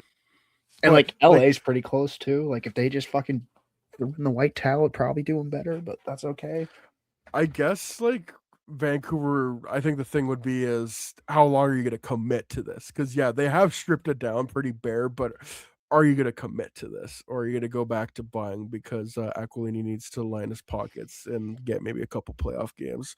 Uh, LA, I think, would just be an interesting team in general because who's going to be their head coach, and like I think besides Panarin and Kempe, I think everyone there could be on the board. Well, and Drew Doughty, obviously, I don't but think they're trading Brant Clark. Just my probably opinion. not. But for the right deal, I think they could. He's an RFA this offseason, but that would obviously involve a big trade. But I just love Kevin Fiala so much. I would love if they. I think it's maybe a little bit too old now. Like I think he'll be 30 soon. But fuck, I would love Kevin Fiala in I'd Chicago. still Quinn take him. Byfield, yeah, oh yeah, easily. Quinn Byfield is very interesting as well. Again, I don't think they're gonna trade him, but there could be a right trade for that. Like, oh, yeah, there's so many teams I could go How, through and be like, make a so like trade. Larkin wouldn't want to go here, but like Seattle's been chomping at the bit to get a big guy. Like, what are they going to do to make that happen? Like, Wright and seven's a good Well, start. if I'm Seattle, then yeah, Wright and whoever else. Wright Maybe like seventh and maybe a forward. I don't know. ooh, McCann. how would I yeah. mean, shit. I think Wright and seventh for Larkin is plenty, but Oh, that's just me. I think that would get it done. I think so. I mean, and then you have Larkin, and then dude, like Beniers is the best, like one of the most underrated 2-season hockey. Then Stevenson could be like second line wing or third line center, which is probably where he belongs, if we're being honest. Like it could change. Yeah. Actually, fuck that. He's on the wing because O'Brien and Catton are coming in. So it's like you can change the complexity of that whole team and go with somewhat of a youth movement. But like Larkin's not going to want to go there. So it's just like, No. sorry, bud. Wants to go to the playoffs. Like, You know, there's a wants to be on reason. a not mediocre team. This is the whole reason why he's leaving Detroit. Facts. That's why I think like the first team you mentioned, Anaheim, could be interesting because like they could get a defenseman and get a center. Like you can get That's what I McTavish and like mean. Zellweger maybe. McTavish and like yeah, Zellweger, Mintyukov, yeah. Mm-hmm. Yeah, I feel like we could just go. I feel like you could go through just about every team in the NHL and make a case for Dylan Larkin. Yeah, except the Canucks. Yeah. Maybe the Blackhawks too. Like I don't know. Hypothetical. Who would you give up for Dylan Larkin? Like I'm just Oliver thinking Moore, because yeah, it'd probably have to be Ollie Walnuts. Uh Oliver maybe Moore, and like like pick 4 maybe. Lukrev. Yeah, they would want pick 4 and like maybe like Ollie more Lukrev and like a first, one of their first. I don't know. You definitely want It more. wouldn't happen. That's why I'm not even like No. entertaining it. To be That's honest, why like I'm like yeah, I'm really grasping at straws for that one. I I just just don't want to see know a how the first fourth there. overall pick's valued with talking heads in the league right now. Because like obviously like the Hawks are getting calls, but like the fourth overall pick can mean a lot of things for people. I think most teams just want to trade up right now. Yeah. No, I want Stenberg. Well, everyone else does. Yeah, I think my favorite was it's some Blues fan was like, he's gonna fall to 10. I'm like, you're fucking delusional, buddy. He's not getting past 4. And if he gets past 4, he's damn sure not getting past 5 or 6. So, and if he gets past 4, then holy smokes, get me off of camera. then we've lost the plot. We've lost the entire plot. Jesus H. Christ. Yeah. It's not What gonna was the happen point though. of all this? No. The Stanley Cup playoffs are here, and DraftKings Sportsbook, an official sports betting partner of the NHL, has a new customer offer. When the ice gets coldest, the best players in the world show you exactly who they are. Playoff warriors turn it up round by round, and DraftKings turns it up with them from the first round all the way to the Stanley Cup final. Bet player props, bet live From the opening face-off to the final horn, every moment matters. Now, DraftKings customers bet just $5 and you get $100 in bonus bets instantly. Download the DraftKings Sportsbook app and use code THPN so you're ready for the moment. That's code THPN. Turn $5 into $100 in bonus bets instantly. In partnership with DraftKings, the crown is yours. Gambling problem? Call 1-800-GAMBLER or 1-800-MY-RESET. New York, call 877-8-HOPE-NY or text HOPE-NY. Connecticut, call 888-789-7777 or visit ccpg.org. On behalf of Boot Hill Casino in Kansas, wager tax pass-through may apply in Illinois. 21 and over in most states. Void in Ontario. Restrictions apply. Bet must win to receive bonus bets which expire in 7 days. Minimum odds required. For additional terms and responsible gaming resources, see sportsbook.draftkings.com/promos. Limited time offer. 5 hours there. It's going to be like the biggest sigh of relief ever. But I guess that could lead into our next topic. Like, I know we text a lot on the phone, text a lot about what are we thinking, and usually we like kind of like jokingly doom post, but like honest feel, and then we'll be like, oh, it's over, oh, it's so back, but like let's be as rational, like real as we can here. How are we feeling about the draft 3 weeks away? Because I go in between the like, oh, we're getting Stenberg to, oh, we're probably drafting Carson Carroll's, and I'm just like, they're probably gonna draft Chase Reed. I think that's what's gonna happen. Like, just being real. You described that's exactly how my brain works half the time. It's just like, I want this. It's probably gonna be this. No, let's be honest, it's definitely this. It's somewhere in between. I think, and I think it's Chase Reed. I don't know. For the while, I was like, I'm not even convinced McKenna is going first overall, but just seeing some stuff in the recent days, like John Chika actually went to Whitehorse, Yukon. Like, that's quite, like, you're going so out of your way to see him. Like, I think they're going McKenna first overall, but also I'm still not 100% convinced. Like, the percentage is going up. I'm probably like at 90 right now, whereas before I was like probably 75%. I think I think whoever the Sharks don't take at 2 is what the Hawks are getting at 4, because I just think Caleb Malhotra is probably maybe the biggest guarantee in that top 3. But then does Vancouver draft Malhotra now with his dad coaching there? But also, like, if you're it's weird because, like, from my perspective, I'm like, Malhotra might not even be your coach in a couple years when when his son is on the team. But then as the Sedin twins and Riot Johnson, you're thinking, well, I want Malhotra, like you want Manny Malhotra long-term as the coach, and you want to draft Kale Malhotra. Like, it's definitely going to be great for Vancouver media if that's what happens. But like, what do you do if you're Vancouver? And like, because it sounds like they really like Malhotra, but if Stenberg is there, I don't know. Like, that's a very interesting situation there. I'm very curious because, like, as soon as they hired Malhotra, I think I texted you and I was like, well, the dream's dead. I think my delusions are like finally settled. Like, we're going to take a defenseman. I'm cool with it. Or maybe we take Malhotra. That's awesome. Like, we get another center, kick Frondell to the wing. We're chilling.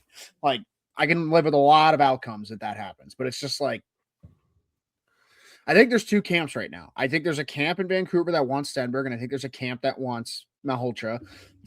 And I think there's a small camp that wants Chase Reed or Keaton Bierhoff, but I don't think they're going to get their word on that one. Maybe Chase Reed. If Bierhoff goes in the top 3, I'd genuinely be shocked. They're going all upside with that pick if that's the case. Like, all like projecting off tools and shit. You know what I mean? Yeah, I think if any defenseman goes in the top 3, that's a great relief for the Hawks, because I have no idea who they want at like who they prefer out of the defensemen, and like just. Usually we have a pretty good idea because 2024, we knew it was Lev Chanel versus Davidoff. Even last year, like, I'm not even trying to like bring that up. I'm just trying to be like, we know we have a good idea of who they want. Even last year, we're like, it's probably going to be Anton Frondell. But this year, I have no idea because we don't know how the top 3 is going to work out. Like, I don't know who they prefer. I don't, like, Scott Powers is probably as locked in with the Hawks as anyone. He doesn't even, like, know what their preference would be. Like 4 makes it to 4. I think they're picking it. Like, if I had to guess, it's probably McKenna, Stenberg, Malhotra is how their board's going. I think their board's Stenberg, McKenna, Malhotra right now. I think that's the Hawk board right now. I don't think McKenna's 1 on their board. He's probably definitely 2, but he's not 1.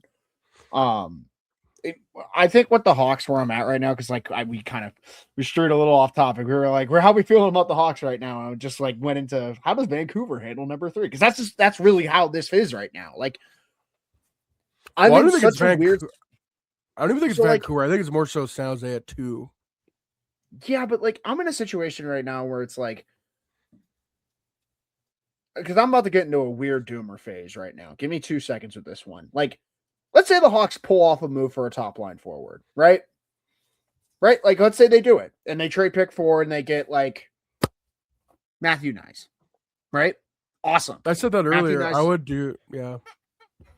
Let's say Ivar Stenberg was there at 4 and the Leafs get Stenberg. That's not going to sit well with me ever. No. If they trade the Stenberg pick away. No. Like, that player would have to be Jason Robertson. Yeah. So, like, the more it goes on, I don't think they're trading the pick. I don't think they are. No. Like, I know he's dangling it, and like it's their best asset. If we're being honest, if I'm being honest, their next year's first would be their best one. But like, we're just not going to get into that. That's okay. If Kyle Davidson has balls, he's trading his first round pick next year. He's not going to though, but that's okay. That's why I don't think he's going to do it. I don't think you can trade away the slim, and it's not a slim chance if we're being honest. Like I want to say it's delusional, but there's too many people making noise about this right now. There wasn't this much smoke last year. Like, I think we heard like the Ever. couple days up into the draft is like, oh, maybe San Jose takes Frundell over Misa. And like, honestly, looking back at it, I'm like, I don't think there's that big of a gap between Frundell and Misa. But definitely this year, with their need for a high end forward with Connor Bedard, like another one in there. If Stenberg is there, you go smaller, but it's like Tampa was small, for God's sakes, in the top 6, and they won 2 cups. Like, I'm not going to hear the small thing ever. Carolina's not that big, I don't think. Like, their top guys aren't that big. No. And it's just, I'm not going to sleep well if we trade out of the Stenberg pick and he's there. So I kind of just want them to ride it out. Know who the best defenseman is that you want as your backup. Or maybe it's Mal Holtra as your backup, because maybe he falls there because, Ivar goes 3 to the Canucks. Because, like, at the end of the day, that's how I kind of think it's going to fall. I think it's going to go 1 McKenna, 2 Reed. Because I think at the end of the day, San Jose is going to say, fuck, we can get our power play quarterback for the next decade. Like, we have to do this. Like, you look at what Evan Bouchard does for the Oilers. It's just like, you need that, especially with a guy like Celebrini. Or they take Stenberg. Or who else is going to do it? Yeah. Yeah. But I don't think he's going to get past 3. I think someone's going to make the boss call at the end of the day and say, why are we passing up on the guy who's supposed to be the, second or first best player in the draft for a defenseman? But what do I know? I have a hard time believing he's going to be there. But, I joke with you every day. I'm like, well, the mock drafts are saying it again. Here we go. And it's like the people who weren't saying it 3 weeks ago are saying it now. So it's just like, okay.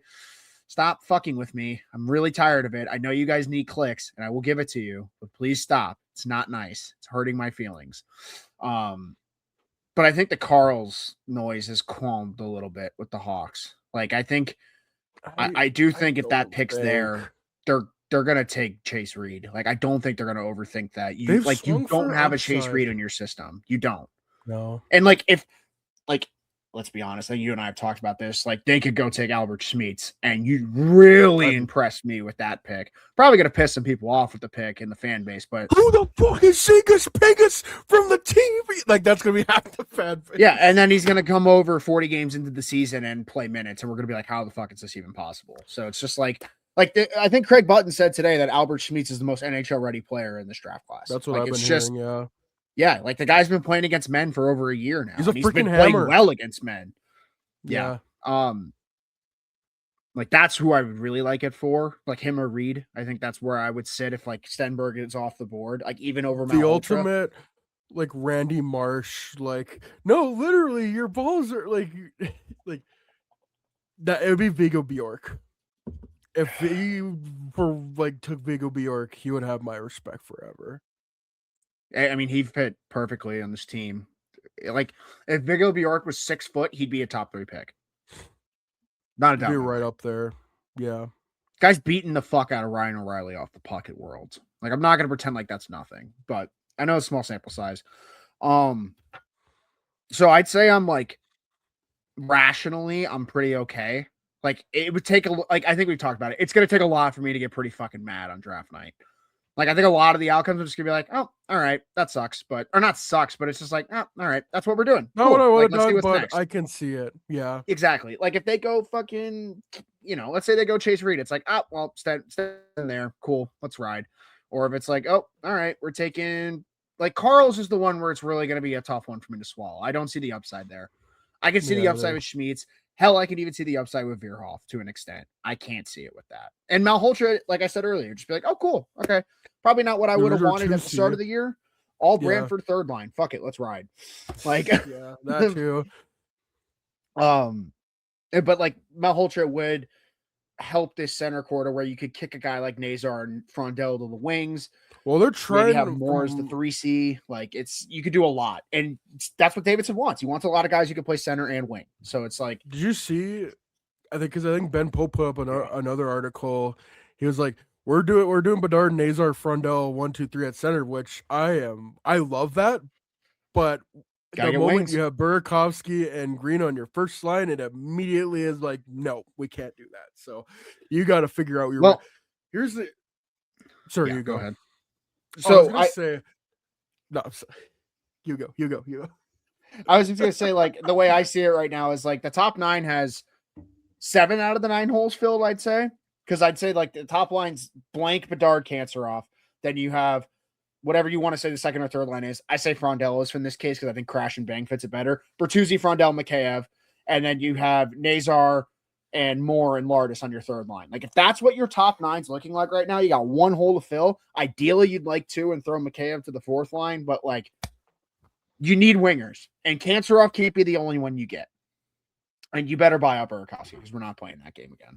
No, we're not playing that game again. I take Ben Post's word for that, where they're looking at a buyout because the buyout's pretty friendly. So, and it benefit him. It benefit him. He could go sign league min and go play in a contender. Like he could literally go to Colorado again. They'll take him in a heartbeat. Go to Washington. Go home. Yeah, go home. Get out of here. Like. For a guy who usually does right by players, yeah, just buy him out for everyone involved, for you, the coach, for him, the fans. Like we can't do this again for another year. Yeah. Listen, like I want the Hawks to get a Jason Robertson, like we all do, even a Matthew Nyes, but I'm okay with them.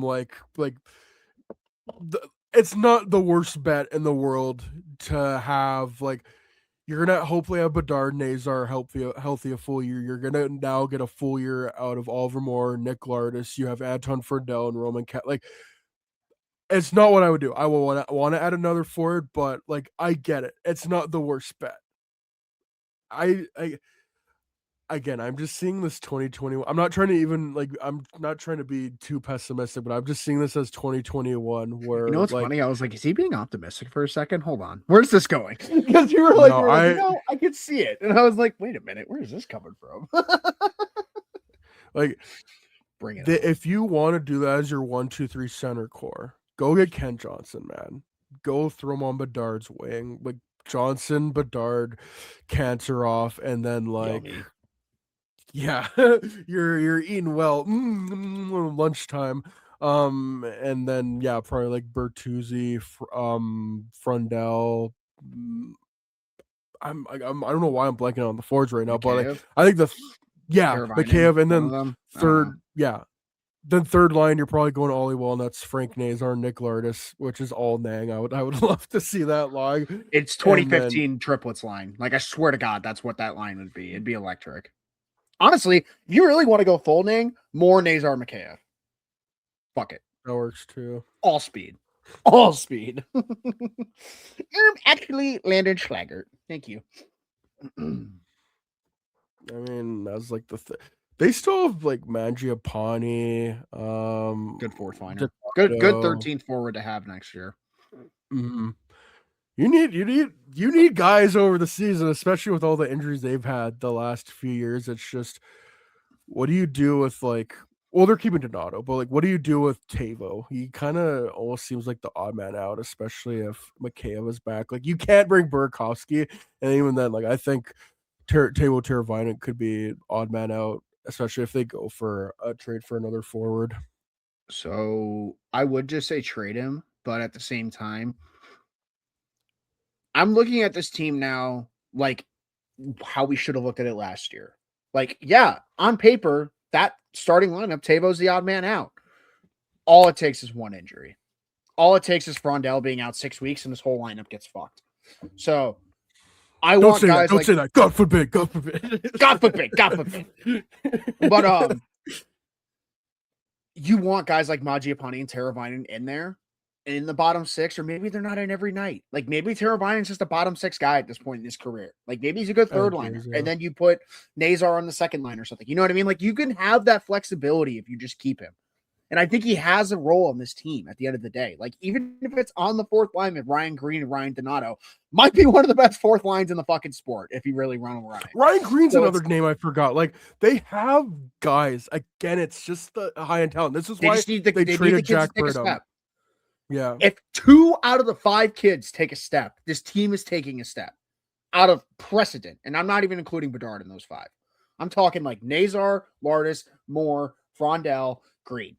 2 of those 5 take a step. And I didn't even say Kancherov. It's 6. 3. This if is what 3 I mean. of those 6 take a step to 35, 40 points, that makes a difference. That makes such a difference. I can see the island. A little blurry, but I could see it. I can kind of make it out. It's like might be the fucking Percocets that I took, but it's okay. But at the end of the day, I could swallow if they want to run youth in the top 9. Like I think we talked about it a couple weeks ago. If you're top 6, like let's say they picked a D-man and they picked like Chase Reed, right? Because Chase Reed's going to go to Michigan State. He's not coming to the team. Let's say your top 6 next year is just like I know they just said they want to go down the middle, but let's just say it's Frondell, Bedard, Kancherov, Bertuzzi, Nazar, Lardis. And then you can just fill your bottom 6 with guys for a year, and then 2027 is the big year. Or you just go trade for a guy then. Like you can yeah, the big move would be great, but like they could make this is what we were talking about earlier. It's like the Moneyball thing, right? Like you can hit the home run, or you could hit like 2 or 3 doubles, and it's going to change this team overnight. Fuck it. I think 4 singles might change this team overnight. And 3 of them might just be from within your team. Like, we talked about it a couple days ago. Like, hitting someone like an AJ Greer even on the 4th line.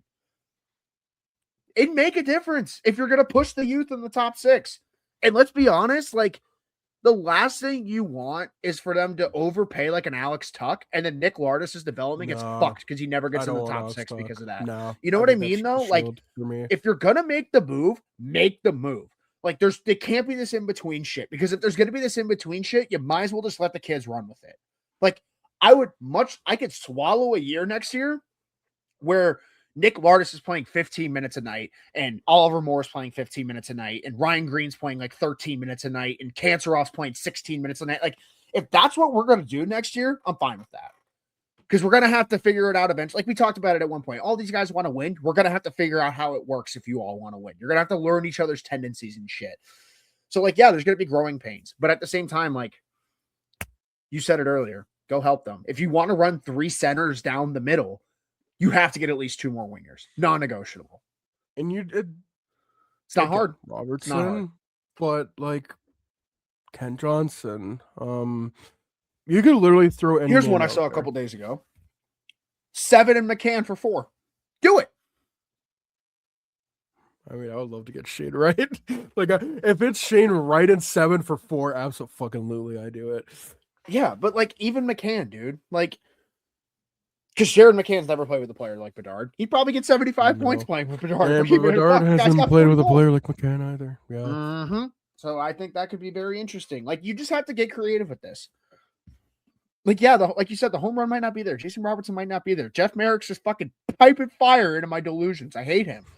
I put that dream dead and away in my closet. oh, well, there's been a lot of noise around that. You know what the noise is? It's the voices in my head when you start putting those fucking headlines out. That's really what it is. But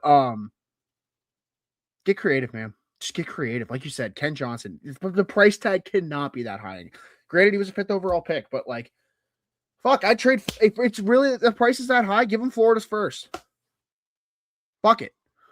The guy had 57 points on a mediocre Columbus team 2 years ago. I know we can get that back out of him. There's some with the proper ice time. It just seems like Trevor Zegras again all over to me. 100%. If it's the coach didn't like him. Coach put him on the 4th line. That's not how you play Ken Johnson. It's almost like how Nick Lardis started producing the second he wasn't playing with fucking Landon Slaggert every other shift. No offense to Landon Slaggert. He's a great 4th liner, but Nick Lardis is not a 4th liner. Forward. No. 100%. He's a great 13th forward. Great first call up if you need him from Rockford. That's why he's going to get a bonus laden extension of 1.1 mil.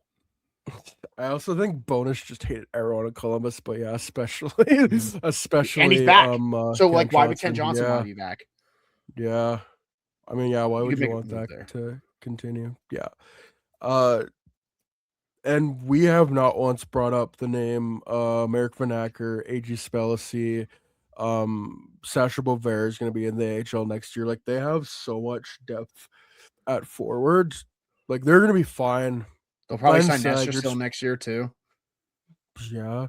Landon Slaggert's probably going to be put through waivers, I would think. Mangiapane probably will too. And I doubt Slaggert might get claimed, but I doubt Mangiapane's going to be played. Like, you're going to have a lot of depth. To me, I think they need to start restocking their defensive depth, which is why I'm not opposed to them taking a defenseman at 4, because they do need defensemen. Outside of them drafting Lev Shunoff at 2 and then like them drafting Korchinski and Renzel, they have not drafted a lot of defensemen, especially in the later rounds. I think this year they're probably going to go a little more heavy on defensemen because they need that depth.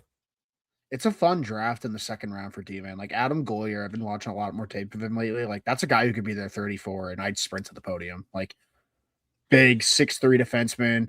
Nikita Sherbakov plays like that. Just what you need, a 5'6" defenseman. Like, that's the kind of stuff that you should be looking at in this draft. You need to draft Villanova if he's there. Well, duh. Like, that's the dream, but Kyle needs to go against the grain on that one. Like, you need to understand the upside. Same with Tommy Bleal. Like, if he's on the board, I think Tommy Bleal's stock's gone a little high. Maybe you trade back in the 1st round and get him. Like, dude, dream 1st round is literally Ivar at 4, and you trade back in and get Tommy Bleal in the 1st round. I'm good. You can do whatever the fuck you want this offseason. I can actually cool. Like, yeah, I'd probably want you to make a defenseman trade, maybe, but like, it doesn't have to be a groundbreaking one. Like, shit. Like, I know he's not on the trade block and he's not on any trade boards, but like, New Jersey's going to be making moves. I would be making calls to see if I get Jonas Siegenthaler for fucking Lev Shunoff or Adam Pelech. Like, we talked about Pelech a couple weeks ago. Like, there's going to get defensive stalwart. Siegenthaler for I thought you meant like the trade. No. Get him for Lev Shunoff as a partner. God, no. God, no. I heard that. I was like, oh no, what? No. I meant get him as a defensive partner for Lev Shunoff. Like, I think you have to. The defensive acquisition, like, I know they want a puck mover, but like, I think you should be looking at someone who can really stay at home while Lev Shunoff kind of pulls a Morgan Riley on the ice sometimes. You know what I mean? And the answer is not Morgan Riley, but or Darnell Nurse. Like, yeah, they need puck moving, but you need your Renzels and Lev Shunoffs to be the puck movers and Kaiser, and you need more of that out of Vlasic.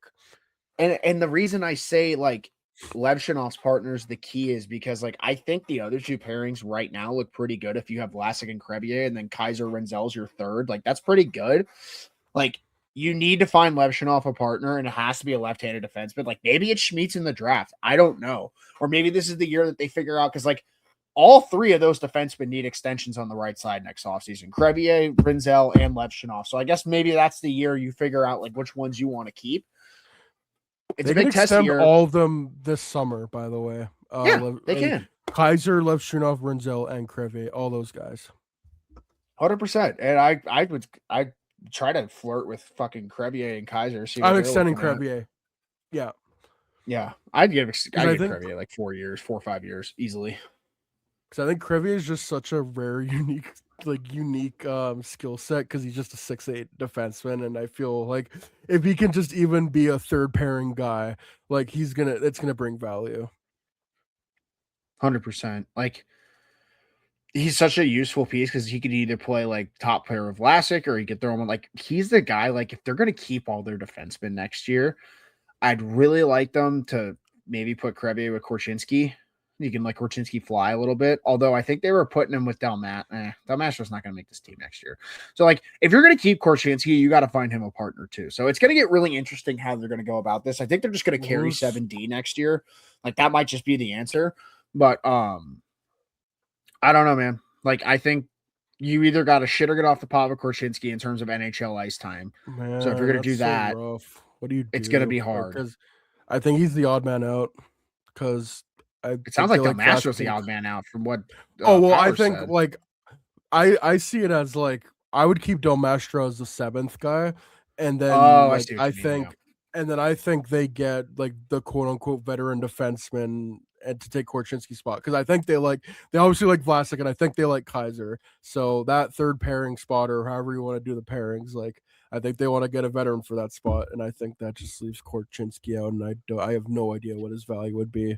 Like that's why I say you got to probably ice him. So it's like if you make the big move, I don't know what they're like. This is the thing. Like, they want a puck mover on the back end, but it's like I don't know what you're gonna give up to get said puck mover, and I don't know who that puck mover is. Like, I don't know the answer to what they're looking for because, like, in my head, it's Vince Dunn. I don't know what the package would be to get a Vince Dunn. Like, it's, you know what I mean? Like, I think Thomas Chabot was another name, but I don't think Ottawa's going to trade him. I think they think they're pretty close. Like, but that's the type of D-man they need. Like, there was a reason I was, like, lurking around Rasmus Sandin before he blew his knee out. Like, that was the type of guy that they need to look for. Yeah, it still would. You're right. 100%. Calvin DeHaan, that shit. But, like, here, Sandin's out. Korchinski, here you have this amount of time to play. If you're not good, bye-bye. Sandin's back. We got our defense set. That's how I see it. Facts. Like, it's just there's got to be a puck mover out there that's left-handed that we could throw into this mix. And at the end of the day, these defensemen are just going to have to figure it out. Like, if not, they're going to get moved. Like, I know, like, that was the issue last year was finding the right pairings and stuff. And, like, Kaiser Levshunov was a nightmare last year sometimes. Like, you got to find Pittsburgh. One of the like, you just got to find these kids partners. And it maybe it's within. Like, if you want to talk about, like, the ultimate devil magic pairing, like, watch a world where, like, Korchinski Levshunov somehow works. And it's just, like, ultimate chaos. Like, just Jake Gardner, Morgan Riley pairing as. I'm, like, trying to think of, like, what Hawks pairing in the past would compare to that. I can't think of it. I, like, just... You've never had an offensive pairing. It literally would be... You know what it'd be? Be it local here, it'd be Nurse and Bouchard. Get excited. And, like, let's be honest, those are the two defensemen you probably need to make work the most. You wasted top 10 picks on them. So, like, that's the thing with Korchinski. Like, you have to put him in the bigs this year. And he looked good at the end of last year. I think he earned a spot on the roster this year. Give him a 1-year flyer.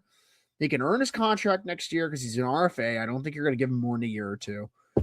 Maybe he gets the Kaiser deal. Maybe it's like one time, 2 times 1.8 or whatever he got. But, like, I think Korchinski's earned a spot on this roster next year. And if you're not going to give him that roster spot, then trade him. Because I think the last, like, 10 or so games. You got to figure it out. You're getting your veteran defenseman or you're keeping Korchinski. Like, bingo. Anyways, they're going to sign fucking Mario Ferraro to a 6x6. So I would rather sign Kulak at that point. Yeah, Kulak's the move. They're going to sign a defenseman. But I'd like to see him make a trade. You know, if Braden McNabb wasn't, like, the most important defenseman on Vegas, I'd say just go sprint to them. But, like, there are defensive defensemen out there that we can go get that will help Levshunov so fucking much. It's not even funny. Like, oh my God. Also put Krebia on the power play if we're keeping all of these guys. Oh, put him on PP1 until they can also no. Actually, time out. Korchinski needs to be on power play 1 next year if we're doing that shit. I don't know why he wasn't on the power play to begin with last year. Like, that's why you have him. You have him because of his fucking vision and his passing in the offensive zone. Why is he not on the power play? If you're keeping him, he has to be at least on your power play too. No negotiables. The guy's passing and vision's too good. And I'll be honest, he's got chemistry with most of your young guys. So you might want to put him out there. Might want to put him out there. Just a thought. Just a thought. Especially because Levshinov doesn't know how to handle a blue line. And Krevier's never played the power play in his life. And Vlasic's a defensive defenseman. So your options are limited. So I'd probably put him out there. Just my thought. Yeah, you need at least one of those guys to figure out, and especially Levshinov, because like I think everyone's just like he had a horrible year, and yeah, he did overall, but it's like it was feast or famine with him. He would look incredible some nights, and then other nights it's like, why are you even here? So we need to figure out more of the former with him. Mm-hmm. Find the middle ground. Take a step. Yeah. And their goaltending depth is pretty good too. If it were up to me, I would get rid of Soderblom. There's always gonna be a team that's gonna look for a goalie Comesso's trade, or even just throw it away. Like I would give Comesso a chance, and then even if you get rid of Soderblom, you're still gonna have Guyan in the minors. You're gonna have Berezhnoy. I think that's how you say his name, and you might even re-sign Olivia Rodrigo. So I forgot they had him. Holy shit. Okay. Yeah. I 100% agree. I don't know. Like, there's got to be a move out there for Soderblom, I think. Even if it's like, I mean, we traded Brossoit. There's definitely a move out there. We traded Mrazek. There is a move out there. There absolutely is. And Comesso's earned his spot. Like, the guy last year, or was it 2 years ago, looked over his skis a little bit. Rockford, he's had his ups and downs, but I mean, he got called up last year every time he was nails. Guy got a shutout, and he earned that fucking shutout. On a back-to-back after he lost the first game against Washington. Beast mode. The guy's definitely a player, and I think he's earned he's done his duty in Rockford. And I mean, man, if you're going Knight Comesso next year, I feel pretty confident in that. I'd say that much. More confident than I did with Soderblom, but you also are paying him like almost $3 million. So we'll see what they could do. I mean, obviously the Hawks can take on a dead contract, so they can make that work. But I'm curious. They probably will need to, because even if they spend money, I think they have $40 million in cap space. They have to get to the cap floor somehow. I know we were joking. I think I saw I think, did you mention the trade where it was like Johnson and Merzlikins for like Korchinski and Soderblom? I would 100% do that. Like, and then like it's a change of scenery for both goalies. If you really don't want Merzlikins, you could probably just bury him, and then we'll be fine. But like, it's how you upgrade the team, man. Get creative. Maybe it's Wright and Grubauer. I don't fucking know. Like, you know, it's the reason you have all the money to do things like that. That's why you have the draft picks to do things like that. What do I say? So anyway, when we get Aiden Hill for nothing, and they sign Dorofeyev, then what?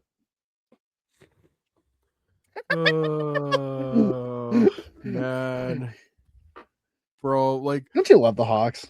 Isn't it great? This has been a great 20. Man, I can't wait till my kids grow up and they're just like, "Hey, Dad, how was the 2020s for the Hawks?" And I'm just like, "Man, we're just not going to talk about them." There's this guy Connor Bedard that shows up, and it's awesome. But I'm only showing you highlights. The West Wing and the Beauty of the Beast. Like, we are just putting that away. We are not going there. this deck is like, even if things go all right, they're gonna be like a legit cup contender probably in 2030. Like, this whole decade just. Yeah, it's a wash. It's a big wash, and I ain't talking the guy from Anaheim. Cam Washy. I ain't talking about. What's his first name? Is Tim Wash? I ain't talking about Tim. I was thinking about Jeffrey, and I'm like, no, that's Veal. I ain't talking about no Jeffrey Vial. Jeffrey Violin. Jeffrey Violin. Bro, you want the Veal tonight or the violin? Okay. A point out. The delusion is kicking in. I've been up since like 5 o'clock today, and like I'm still not at 100%. You can probably tell my voice is a little nasally. So yeah, we're a little delusional.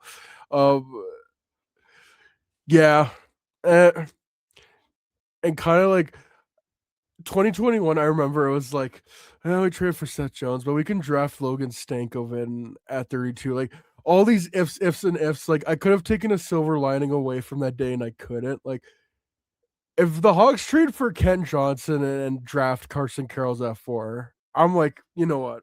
Fine. Like I can live with that. Like it's not ideal, but I'm like, there's a silver lining. To me, if they just draft Carrolls and do nothing, that's where you lose me. But I don't think that's happening. I think it's Chase Reed. I think they're drafting Frank Nazar's buddy. I didn't know that till today. That's hysterical. I didn't either. That was very interesting. Michigan boys, man. I guess it's not that big of a state, so like that makes sense. But yeah, I mean, there's a lot of outcomes where I'm chilling at the draft, but Carls are gonna have to do some work to get me back on their side. I'm gonna be honest. That's a tough one for me to swallow. Like, let's put it this way: the scouts that are saying he's got some McDonough in him, they better be fucking damn right, because I don't see that in him one bit. Like, not one bit. So we'll see. I'm thinking like Alex Vlasic with a little bit more ups, like Alex Vlasic that can get 40 points. Ooh, yeah, and even then, like it's Caleb Denoyer. I would like him if we're picking 7 or 8, not number like top 5, not number 3, not number 4. No, you need to swing for upside. Too many upside players there. Too many high upside players there for even if Ivar's off the board. Mm-hmm. Too many to pass on. And even if you're going high floor, there's better high floor players. Fuck. Schmitz is way better, in my opinion.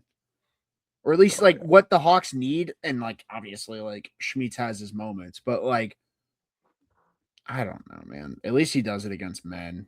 Like, Carl's is not impressive. You have better point production than Slavkovsky. Like, that counts for something. Like, he may not be like Reed upside for offense or even Veerhoff, but like he's gonna get. Will Scout said he's like Brett Burns. Like I'm not taking that for nothing.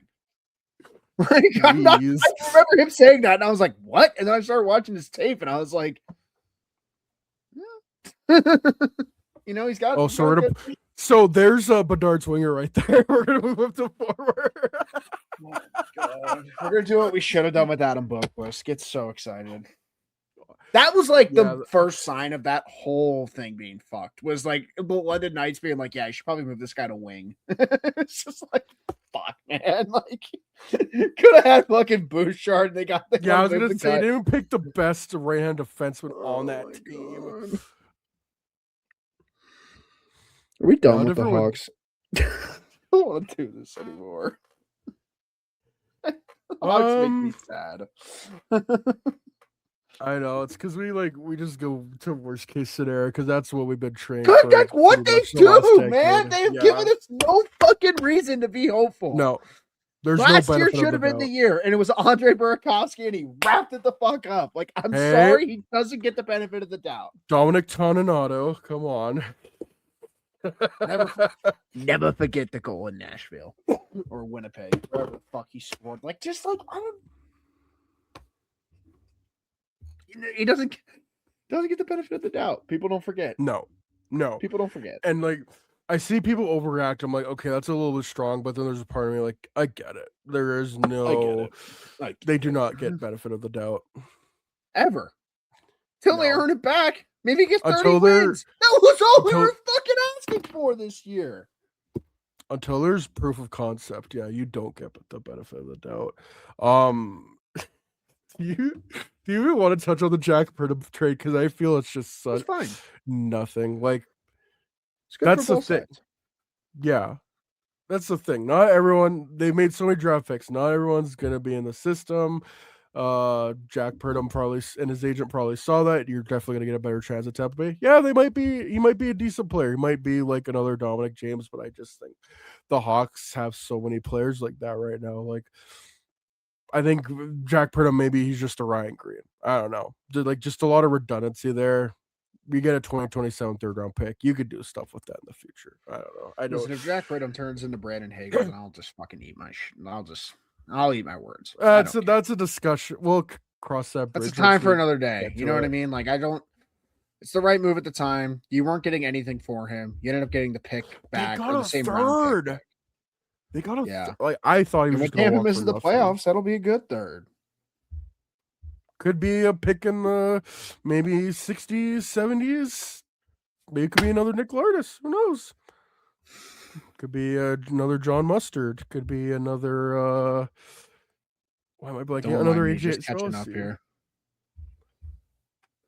All right. I meant to just move on to the next topic. What do you think about Nashville stealing Chris McFarland, Booger McFarland from Colorado? Hey, well, how about that? A team that was in a very stressful playoff run gives one of their employees permission to go seek out for another team in their own division. How about that? How about that? Never heard of that before. I've never heard of a team actually allowing that. So that's crazy. No. Good for Nashville. You actually got a real GM there now, I guess. Like Barry Trotz was not a GM, and he ran the team not well the last 3 years, I would say. You got lucky with like 2 good second halves and UC Saros being above expectation. So count your blessings, and hopefully McFarland comes in with a plan. I think I said it earlier.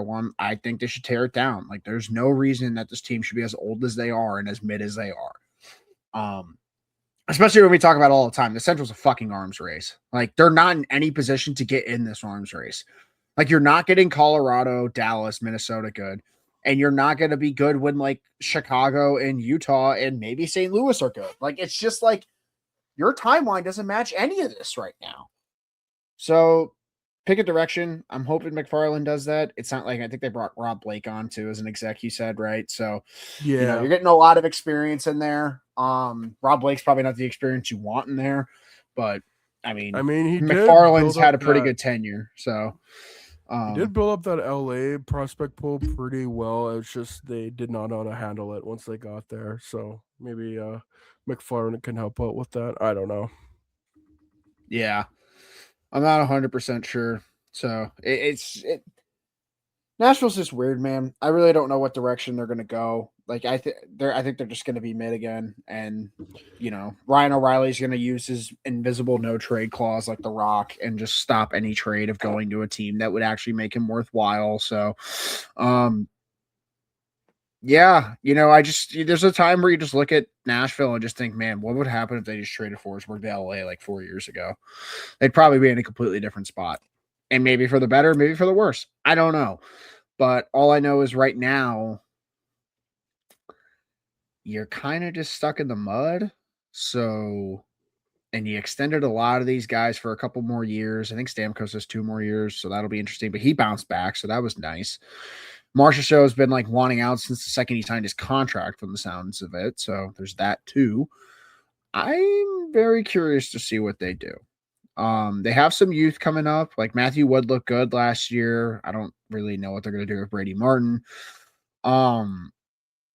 Yeah, I'm curious how McFarland attacks this because he was there to kind of see how Colorado built it up, and they built it up by being extremely creative through trade and developing and taking opportunities to buy low. Like I don't think it gets talked about enough. Like Valentin Chushkin, like yeah, he's done a lot of shit off the ice, but like that was literally like a reclamation project.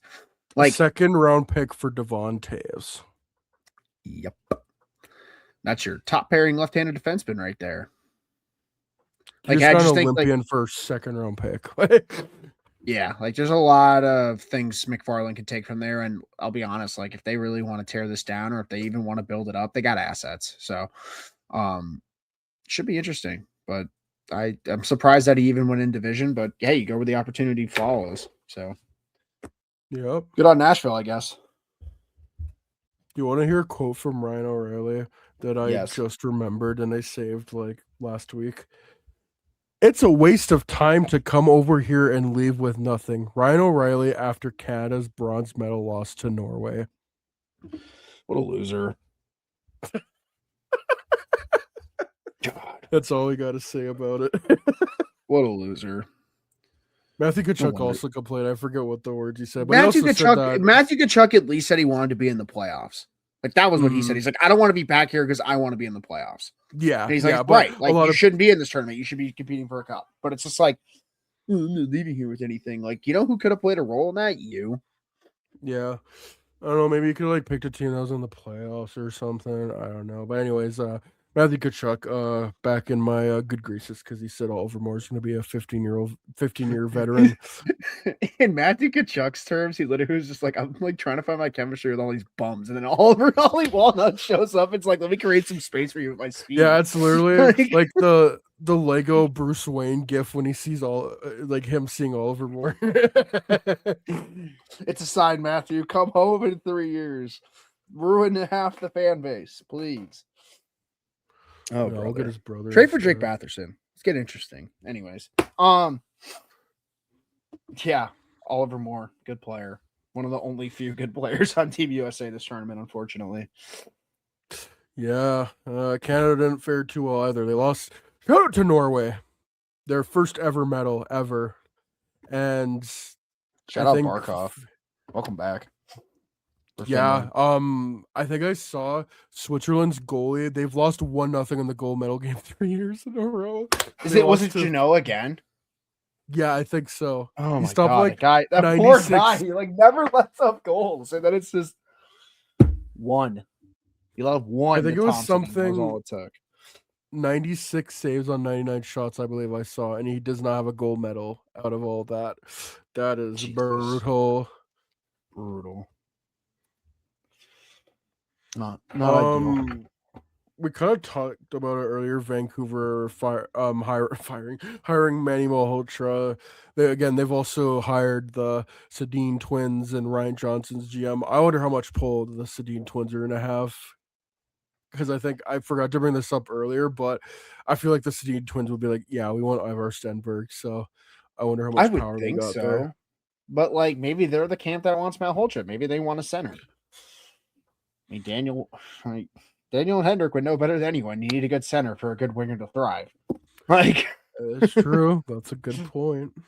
And I don't know. Maybe they view Marco Rossi as that center if they get Ivar. Maybe Daniel as the winger's like, no, I want Ivar, and then Herrick's like, hey, I want the center. I want Kale Malhotra. And then fucking Francisco Aquilini's like, this Veerhoff guy's 6'4", and they're like, shut the fuck up. It's literally the deep and no fire.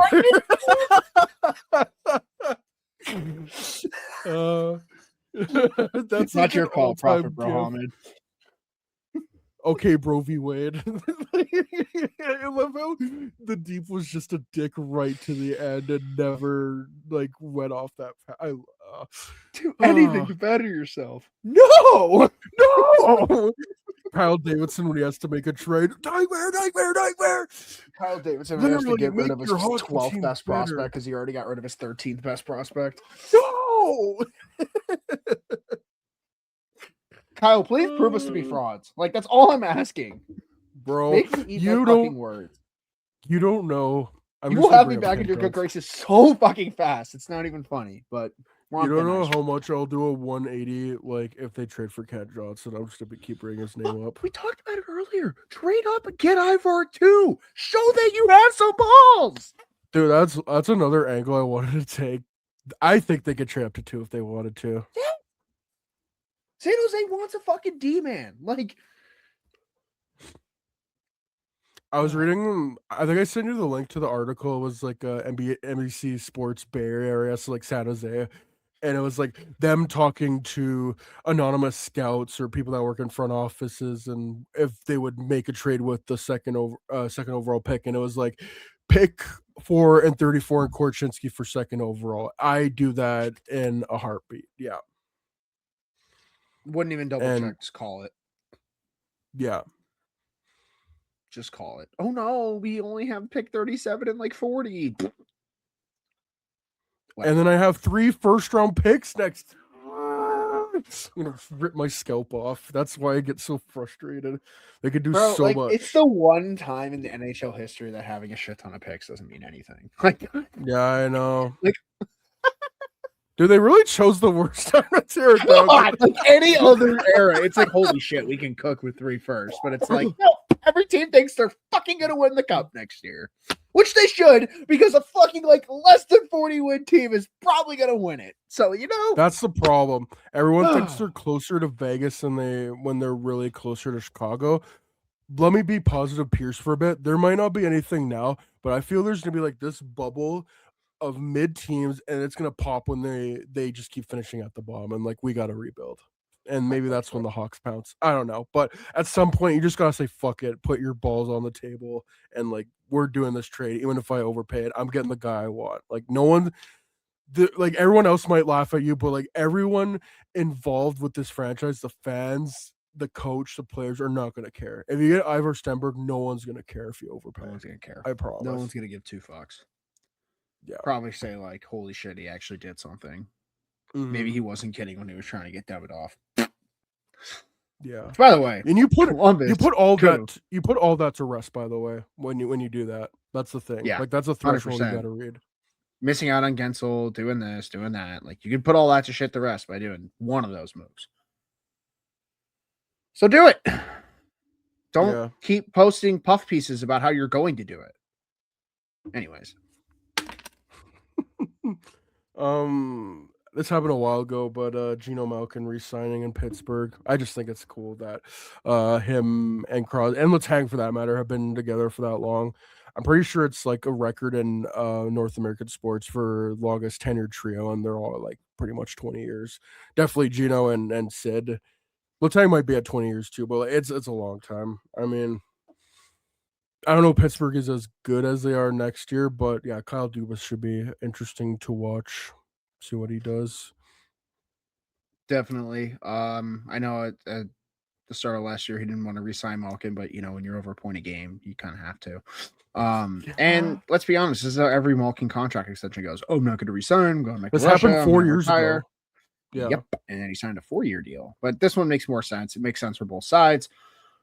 It's good for him to be back. And they're going to have a lot of interesting spots to fill because they signed a lot of 1-year deals last year. So it'll be interesting. But, to know that you have Malkin, Crosby, Carlson, I mean, the ghost of Letang, Rust, like not Raquel, like you could do worse. You could do worse. Yeah. I don't know. I think that's about it. One last thing before we do end the podcast off. Rest in peace to Claude Lemieux. Just the absolute like worst way to go. Like suicide is no like laughing matter. If there's like always checking on your loved ones. You never know what someone's going through. And yeah, I just wish nothing but love and peace for the Lemieux family right now, because he was he carried the torch at the Habs game against Carolina. Like that was very recently. And so yeah, just absolutely brutal, and our condolences. And also rest in peace to Cliff Fletcher, who died today and like has been a part of hockey for what seems like forever. So yeah. Little in memoriam. Yeah, hockey's losing a lot of legends lately, so it's tough to see some go, especially when it's not at their own accord, or it's, I guess, yeah. Suicide's never nice. It's never the answer. Please always talk to someone. It's never okay to stay silent. There's always someone. There's always help. There's always options out there to help yourself, and someone's always willing to listen. You'd be genuinely surprised. So you're not alone out there. I hope people know that. And like you said, check in on your loved ones, because you just never know sometimes. And also rest in peace to Dennis. Yeah, and rest in peace to Dennis Hall as well. That's why it just legends are dropping left, right, and center. So with the greats that come with the sport, you also have to remember the good with them and the great careers that they all had. And, I think Claude Lemieux is like one of the best playoff performers of all time. So he'll be remembered for what he was best. And, great player, great parent, great agent. Couldn't ask for much more. I think through 4 cups with 3 different teams. I think he won. I'm just gonna look it up right now. Pat Maroon, if he knew how to shoot the puck. Pat Maroon, if he was good. Harry, if he fucking knew how to win. I think that's a better comparison. So 1985-86 plays 10 games with the Montreal Canadiens, and in their playoff run, 20 games, 10 goals, wins the cup with young Patrick Waugh, who was also a rookie. wins with the New Jersey Devils, their first cup, wins the Conn Smythe, 13 goals in 20 playoff games. Helps kickstart one of the most brutal rivalries in NHL history when I think he hit not Kirk Mulvey. No, I think it was Kirk Mulvey. I can't remember. Or was it Darren Draper? I think it's Kurt Mulvey. Anyways, I'm not sure. yeah, won a cup with Colorado as well. Went back to New Jersey and won another cup. Yeah, he just so he won a cup with the hat. Hang on, I should probably have prepared this better. I could tell we're almost at a couple hours. So he won the cup in 1986, 1995, 1996, and 2000. And then Conn Smythe winner in 1995, ninth all time in Stanley Cup playoff goals, 80 goals. Like just incredible. And it was Chris Draper. Sorry, boy, Cree Drape. Yeah, Cree Drape was crazy. Yeah, broke his pretty much broke his face from a hit from behind, and that's what helped kickstart one of the meanest rivalries in NHL history. Anyways, word to the wise. Remember the Dead Puck era. Remember Pearl Harbor. You could get it when you suck the money out of my ass. Now get the fuck out. All right, let's end it here. It is so hot in my room right now, and I need to get some food to eat. And yeah, any final words before we wrap this up? I'm all good, man. Let's hope for some 2 more great games in Vegas. Absolutely. So yeah, be sure to give us a 5-star rating on your preferred podcast platform, whether that's Spotify, Apple, or Amazon. Be sure, if you're watching us on YouTube, to smash that like button and hit the subscribe button and notification bell so you don't miss out on anything. So yeah, for Pierce and Dylan, take it easy, y'all. We will talk another time, hopefully more recent than the last one. Hopefully I don't get COVID again or whatever. We'll definitely talk before the draft. Peace out, y'all.